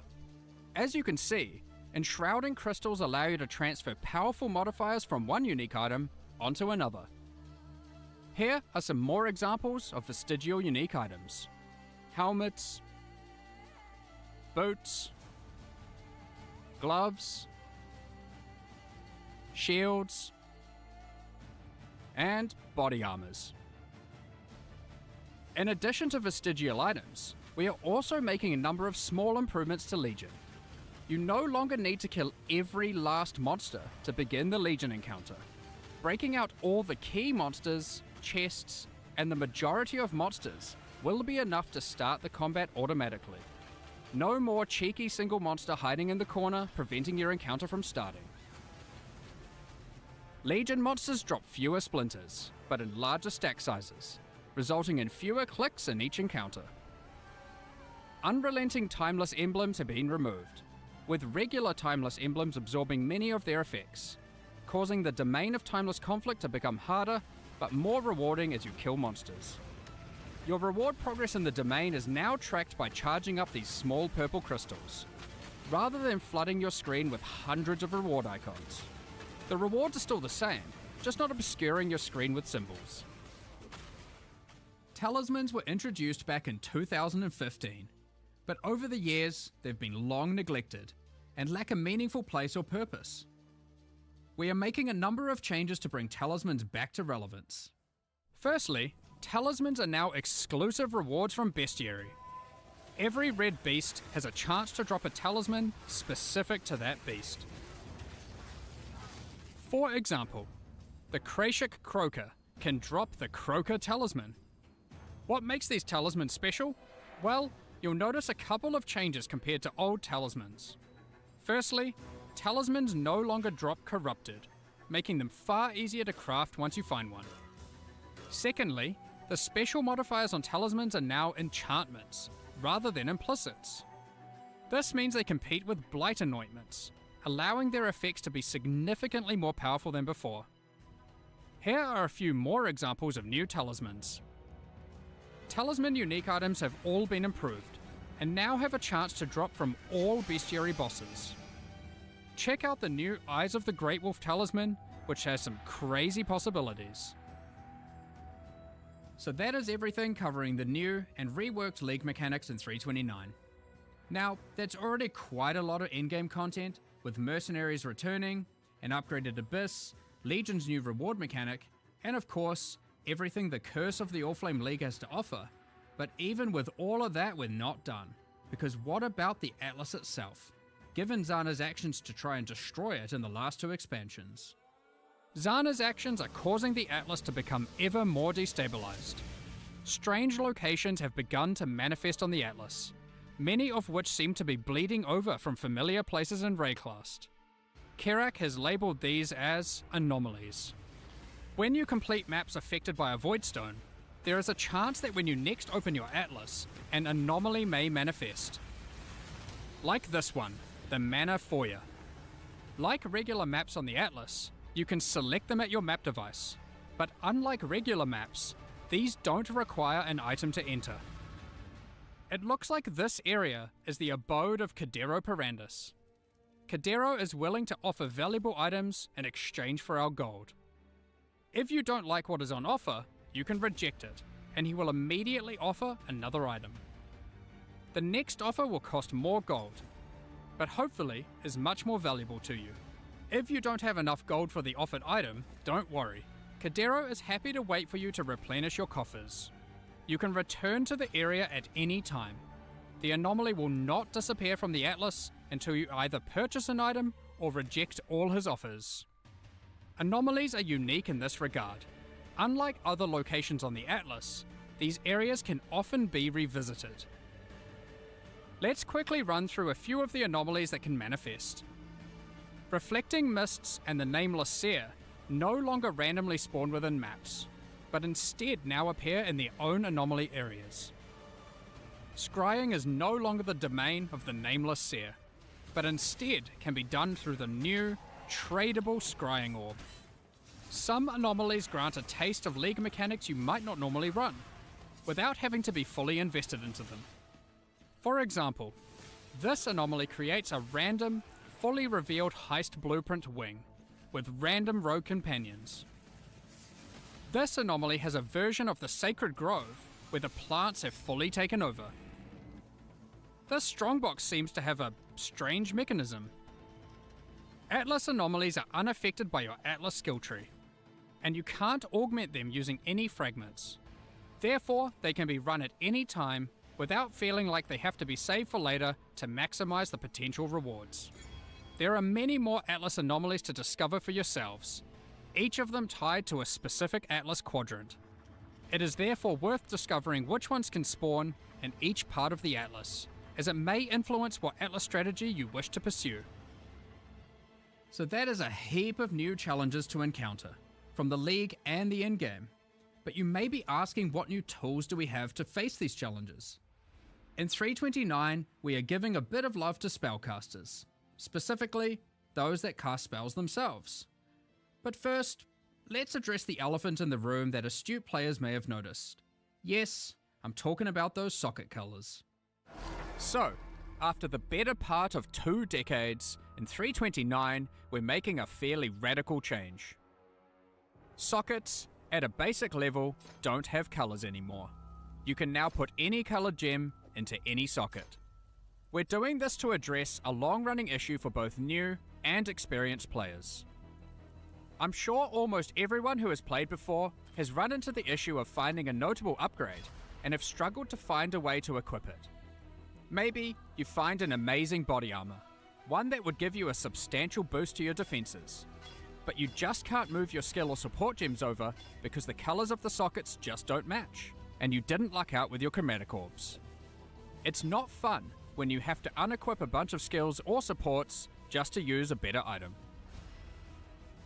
This can still happen with the socket numbers and socket links, so it's not like it's just purely trivial, but the colors were just unnecessary, and not only prevented upgrading gear, it limited build experimentation. So, given that, what do the colors on gems with regards to sockets even now mean? Well, the colors on gems for sockets are still relevant, just as an upgrade system. You can still find items with colored sockets, and you can craft them onto items. They are just rarer and more powerful. Most importantly, they don't restrict what can be socketed into them. So how are they more powerful? Well, if you were to find an item with, say, a green socket, you can put a green gem inside of it to get an additional quality bonus to that gem. This allows socket colors to be a purely positive outcome on an item, while not just simplifying the system away. You can also still change the color of sockets on your items using a chromatic orb, which now guarantees at least one red, blue, or green socket. This change will make it easier for everyone to upgrade items and maintain their build, especially while progressing. Speaking of builds and gems, we wanted to make sure we improve some of those, specifically for spellcasters. Let's get into that. Spellcasters have a large number of different skills to choose from, but often many skills play and scale in similar ways. We have done a pass through existing spells, differentiating spell damage types from each other. For example, Shadow's physical spells, like Ethereal Knives and Bladefall, now have a much higher critical strike chance than other spells at the expense of damage. Pure Lightning spells now all have generally higher cast speeds, but they cost more mana per second than other spells. We noticed that some of the Ascendancy classes for Shadow, Witch, and Templar were lacking options for general spellcasting, so we've added a new notable to the Assassin, the Occultist, and the Inquisitor. We are also introducing a new skill, Mana Infused Staff, that infuses your staff with arcane energy, raising your block chance and reducing the mana cost of your spells. In addition, when you are hit by an enemy, you retaliate with a wave of arcane lightning, dealing damage based on your maximum mana. One of the struggles we noticed with certain self-cast archetypes was that they lacked a scaling option in the endgame. In 329, we're adding a special new set of exceptional skill gems called Pacts. Each pact is themed around a specific Beyond demon and Lycia. You can make a bargain with these demons to empower your spells, but at what cost, you may ask? Well, these spells don't have a typical cost, but instead cause the player to gain a special affliction debuff. Don't worry too much though, the rewards will be worth it. For example, Pact of Baydat causes many of your different spells to just cause a ruckus, while Pact of Gore is for dot builds. Using this pact will plague your enemies. Just cast it and watch everything around you melt. I wonder what Pact of Lycia and Pact of Katash do. We won't go into the specifics of all the balance changes we are making here, but there are many more caster improvements, including buffs to specific spells and supports, buffs to caster unique items, as well as more and better ways to solve mana. Check out the patch notes later for all the details. Next up, we're going to be talking about the new supporter packs for Curse of the Allflame. Today, we're launching 2 new series of supporter packs, the Plague and Remedis packs. Each tier contains the pack's full face value in points, alongside several exclusive microtransactions. As always, the microtransactions in these packs are purely cosmetic and do not affect your character's power or progression in any way. The Plague series of supporter packs contains 7 exclusive microtransactions. Equipping the Plague weapon skin replaces the default appearance of your staff, sword, mace, or shield with a weapon that has been submerged in corrosive toxins. The Plague Rat Pet is the result of a nefarious experiment. When a unique enemy is nearby, it faints as a defensive mechanism to protect its fragile body so it can continue to spread disease. The metal of the Plague Bearer armor set has corroded, and the cloth has begun to disintegrate from being exposed to such toxic elements. It includes the Plague Bearer back attachment, which spreads disease across the ground in town areas, maximizing the chance of infection. A diseased swarm infects your weapon when using the Plague Bearer weapon effect. Use it alongside the Erupting Pustule's rare finisher effect to spread vile and devastating disease to monsters you kill. Activating the Plague Wraith map device causes the plagued energy to flow from the chained being. Given the goal of spreading such illness is to end the lives of as many as possible, the map device tracks kills in kind, showing you the number of enemies killed in each map, sorted by rarity. Feel free to even pin the count of enemies slain in a map to the leaderboard at your leisure. Pair it with the Putrefying Portal to fully immerse yourself in the Plague Propagator experience. Both the map device and the portal emit such a potent putrefaction that even the birds flying overhead cannot survive, as they plummet to the ground around it. The Remedis Pack series also contains 7 exclusive microtransactions. The Remedis weapon skin changes the appearance of your staff, wand, scepter, or shield, with relics once used by the Order of the Remedis Knights against the plague. The Medi Roa Pet is kitted out with all the supplies necessary for healing in remote locations. Strangely, these Roas seem to have a particular fondness for goblin meat. The The Remedis Knight armor set is bestowed upon those tasked with travelling through Rayclast to purge the sick of their diseases. The matching back attachment cleanses the disease left behind on the ground in town areas by the Plague Bearer back attachment. It's an important job of a Remedis Knight to not let disease take over. Help by doing your part. The Remedis Knight weapon effect funnels the divine power of purification into your weapon. Return to the Saints' End Monastery hideout to recuperate from your purifying duties. Once a thriving centre for curing ailments, this monastery has slowly wasted away while lying unused. If you're feeling brave enough, there's even a platform to dive into the purifying waters below before washing back up at the base of the hideout. Last, but not least, use the Reservoir of Benediction Affinity Stash to store all of your elixirs. This stash opens to your stash tab with the Flask Affinity set. Additionally, all microtransactions from the supporter packs are available for use in Path of Exile 2. We're looking forward to seeing which of you choose to become the plague and spread disease across Rayclast, or those who wish to fight against it by becoming a Remedis Knight. Thank you so much for your ongoing support. We're just about to start the Q&A with Ziggy D. Afterwards, we'll post the full patch notes for Path of Exile, Curse of the Allflame, at 11 AM New Zealand time, 4 PM Pacific.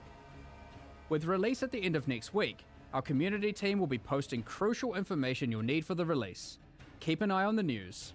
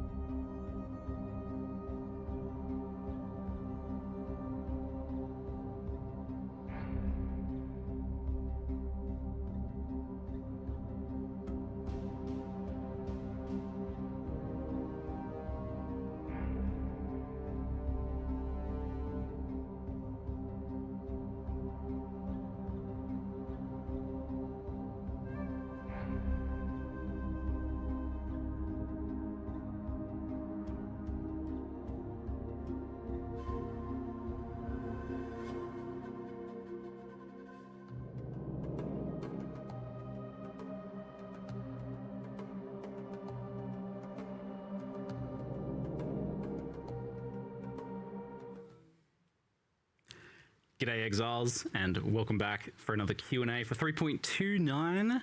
We are joined here by, it's a little bit cozier here than usual. We have Game Director Mark Roberts, along with lead game designers on Path of Exile 1, Octavian and Andrew. And Andrew, welcome. This is your first time joining us on the Q&A. It's good to have you here.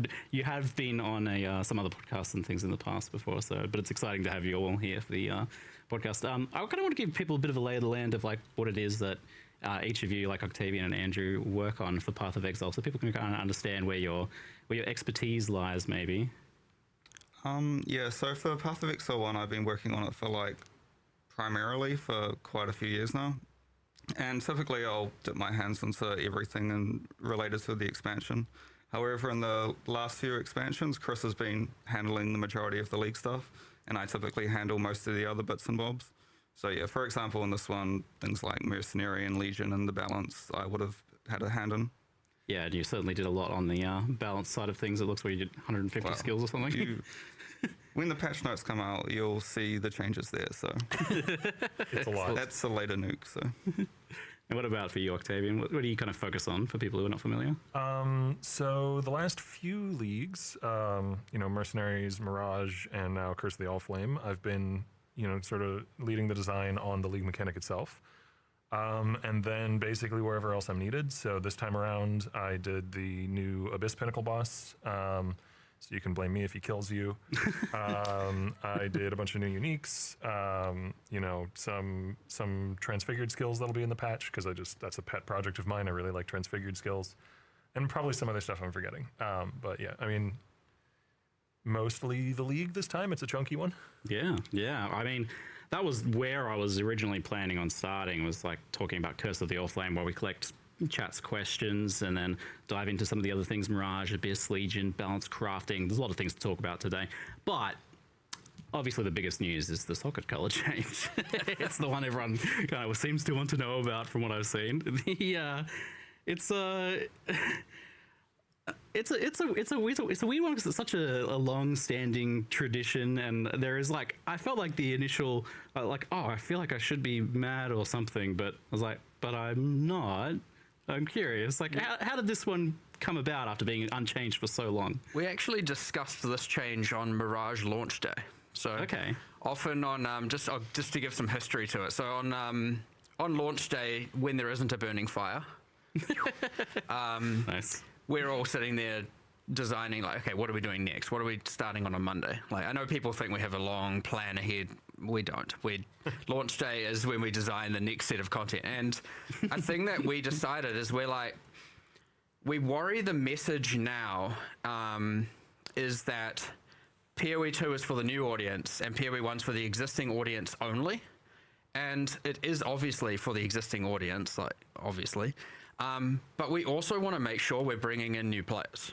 And we want to make sure that that audience is growing. Because if you aren't growing the audience, it's only got one way to go, right? Right. That's down. Now, hopefully, it'd be naive to assume it can just sustain the exact same numbers forever with the exact same players, right? People do eventually move on. Yeah. Whatever. So we want the audience to grow. And so when we actually go and look, well, when we were discussing this in Mirage, we're like, let's actually think, why are people, getting into the game and then stopping playing? Like, what are the points of friction and where we're losing the audience? And sockets is a huge one. Now, we had already discussed this for POE 2 because POE 2 removed skilled gems off gear, right? Yeah. So we kind of already were a bit educated in this, and we're like, but the line we drew, like, some people were like, why not remove them entirely off the gear, like you did with POE 2? But there are, I would say, I feel this way, and a number of people feel this way, when first playing POE 1, fifth, sixth, whatever, long time ago.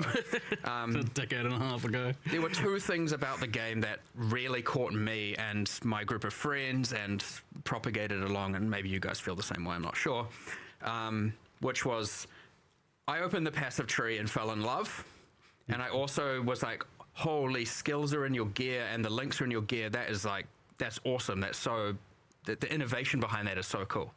So not wanting to lose the skills and sockets in gear in POE 1, I think is, it's a personal line, sure, but I think a lot of people share it, of not wanting to lose that entirely, but also it doesn't need to be having so many layers of friction. And so obviously you got the numbers, you got the links, and then you got the colors.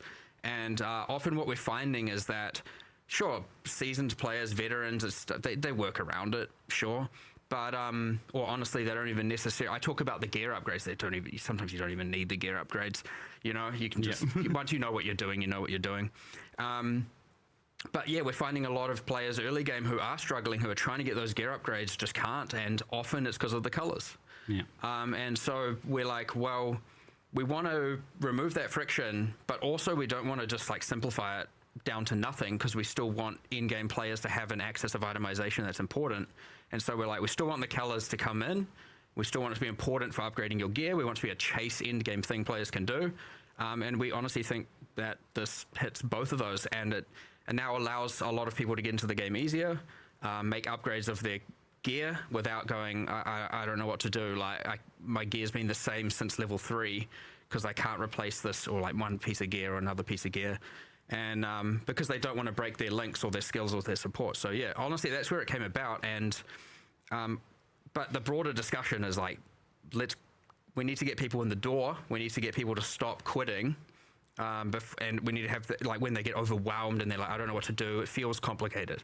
And this was part of that. So, you know, I wouldn't expect this to be the last change along that axis of us going, let's remove these barriers of entry. You know, in the future we want to make more. But yeah, honestly, I think, you know, generally speaking, almost everyone internally has been pretty positive. But everyone has that, whoa, you're changing this sacred thing. And even we had it. When we were in the room, we're like, oh, are we doing this? Are we allowed to do this? Like, what? Do we need to... You know, like, hold on. Do we need to like call a council of the founders here? Like, do we? What are we supposed to do here? Like, well, I can we make this that change? basically did happen. Like, you guys called around to some of the other people. Yes, we did. Yes. So it was. Even we were like, are we allowed? But then also, I think it is really important that we can reassess these fundamentals and actually go and say, no, this needs to change. Now, hopefully, it's amazing, and hopefully everyone finds it to have less friction and late game get better itemization and all of that. But you know, these things, if they don't quite land, we're always just going to make another iteration and change it. That's what we do. I was like, so I've done a playthrough of the campaign while here, and I with this in particular, because I had that feeling like, oh, it's so sacred and so ancient. I feel like I was coming at it from an angle of being hypercritical, looking for any potential issues with it, but it felt like it was just so much easier to change gear and swap my gear around. Like, ultimately, that's the thing. You talk about this for a lot for new players, but I see this as like a huge win for long-term players, because playing a game for over a decade, you start to notice these kind of points of exhaustion is kind of what I think of them as, where you're like, oh, this just grinds me down a little bit each league. That is something I did. It was intended for a newer audience, but 100% all the feedback from Alpha, from internal, you know, our designers and QA generally has been like, hell yeah. It just makes the campaign smoother. I'm using a greater variety of gear. I'm upgrading my gear more often. It feels good. And the quality one surprised me a bit, because that is actually like you don't usually interact with quality at all in the campaign. You're not going to get any GCPs until end game, right? But that I was actually kind of looking at the quality on my gems, and you know, I was like, oh, this really benefits from that. I'm getting an extra spark on my spark while I'm leveling, and you know, so that felt like actually a pretty fun thing to engage with, and getting one socket color here and there felt like a meaningful thing. So it worked out really nicely as an axis for still rewarding getting, you know, some of the correct colors. Because quality innately is much more powerful on your active skill than it is your support gem. So it's kind of okay if you only have a few of the colors, because you put your strongest skill in the you know, you put your strongest gem in your links, which is your active skill, into the color that it matches. And then it's nice to get the other colors correct, but you know, getting the other colors correct is like 5% increased damage, whereas getting the one color you really need correct, which is quite easy to do, is, you know, potentially an extra projectile or 10% more damage or something like that. Yeah, every time a chrome dropped, I was like looking for a good base to drop that on, so that I could, you know, chuck my spark gem or something else in there. It has the added bonus of there's another currency that's like, you know, it's not like a divine orb level ding when you drop it, but it's nice to see. You know, you're excited to see a chromatic now and then. Yeah, it was kind of funny that like chromatic went from being like less valuable than, you know, jewelers and fusings to being the most valuable out of those now. Yeah, just to clarify, chromatics are much rarer now than they were before. Yes. I won't say exactly how rare they are, but we've made changes to, like, for example, if you vendor a 6-socket item that has chromatic colors, you won't get 7 jeweler orbs, you'll get a chromatic orb instead. Oh, I was wondering if there was some sort of recipe. I thought you guys might keep it secret or something. Oh no, that's the existing chromatic recipe. That still works. Okay. But it has higher priority than the jeweler's Our list of recipes, if it meets 2 conditions, there's always it has an order of precedence, so we moved the chromatic above the jeweler's. Because it's more valuable now. I see, that makes sense. Did you guys have to mess with quality at all now that there's going to be kind of 30% is just going to be somewhat wildly available now? Like, does that break anything? No, it is basically a bit power creepy, but I think we had to make a number of changes to existing uniques that interacted with socket colors, but I think the only one that really got a nerf was Diala's Malefaction. Instead of granting 30% quality to green socket gems, it's now 20%. Okay. But if you put a green socket gem in, it's 30%, which is what it had before. So. And that's my follow-up question is, there's uniques that interact with socket colors. Have these sorts of things been updated? In particular, I was like wondering, like, do you guys do anything with tabula rasa or just kind of leave it, I imagine? I don't know. It didn't need to change. Yeah, I mean, that kind of just works, doesn't it? 6 link, still a 6 link, yeah. Still 6 link. Yeah, but Skin of the Loyal and Lords, they just generate with 6 coloured sockets. Yep. So you still want to get the right colours, but... Yeah, but it's much easier to actually use them now. What else did you do? Pariah? Yeah, so we audited all of them. Some of them we were like, this is not a good unique, we should buff it. So Pariah, for example, is one that is now much stronger than it used to be. Yeah, there's subtle changes, but in general, like the design of the uniques didn't really need to change at all, like Triad Grip and the Untouched Soul, those type of things. I just realized this makes like a favorite thing for me is like early league buying like a corrupted 6 link and finding the right colors for that was sometimes tricky, but now like you can use any, right? Because you can put a blue gem in a green socket, you just don't get the bonus. Yeah, Skin of the Loyals early league is going to be far more accessible now. Yeah, cool. Interesting. So that inadvertently kind of makes 6 links much more available early league, it seems. It's like something maybe you wouldn't even really think about with this, but there you go. Yeah, in a way, yeah. Yeah, all right, cool. Volbs did a thing with sockets, so I imagine that changed, right? Well, to clarify, when you do get a socket color, so for example, if you're using like a strength base type, you still have, when a socket generates, it's still got a much higher chance to be a red socket compared to a blue or green socket. So it still rolls socket colors based on the attribute requirements. Now, a Valor does what it used to do before, where when it's generating socket colors, it can still re-roll socket colors. Yeah. I think instead of granting white sockets, now it does the inverse and it grants a colored socket. But that colored socket will just be a random green or blue. It won't care about the attribute requirements of the item. So a way to get off colors or something, maybe. Yeah. Interesting. I imagine the crafting bench probably changed. But then again, with chromes being more expensive, maybe it didn't need to. So a chromatic orb guarantees a colored socket, but we also have crafting bench options which guarantee 2 colored sockets and guarantee 3 colored sockets, but for varying amounts of chromatic orbs. I can't remember the exact numbers. And now that they're going to be much more valuable as well, that makes sense. It almost kind of solves itself there. Well, super interesting. I look forward to seeing how people feel about that after they've had a chance to play around with it. But, my impressions of that have been pretty positive so far.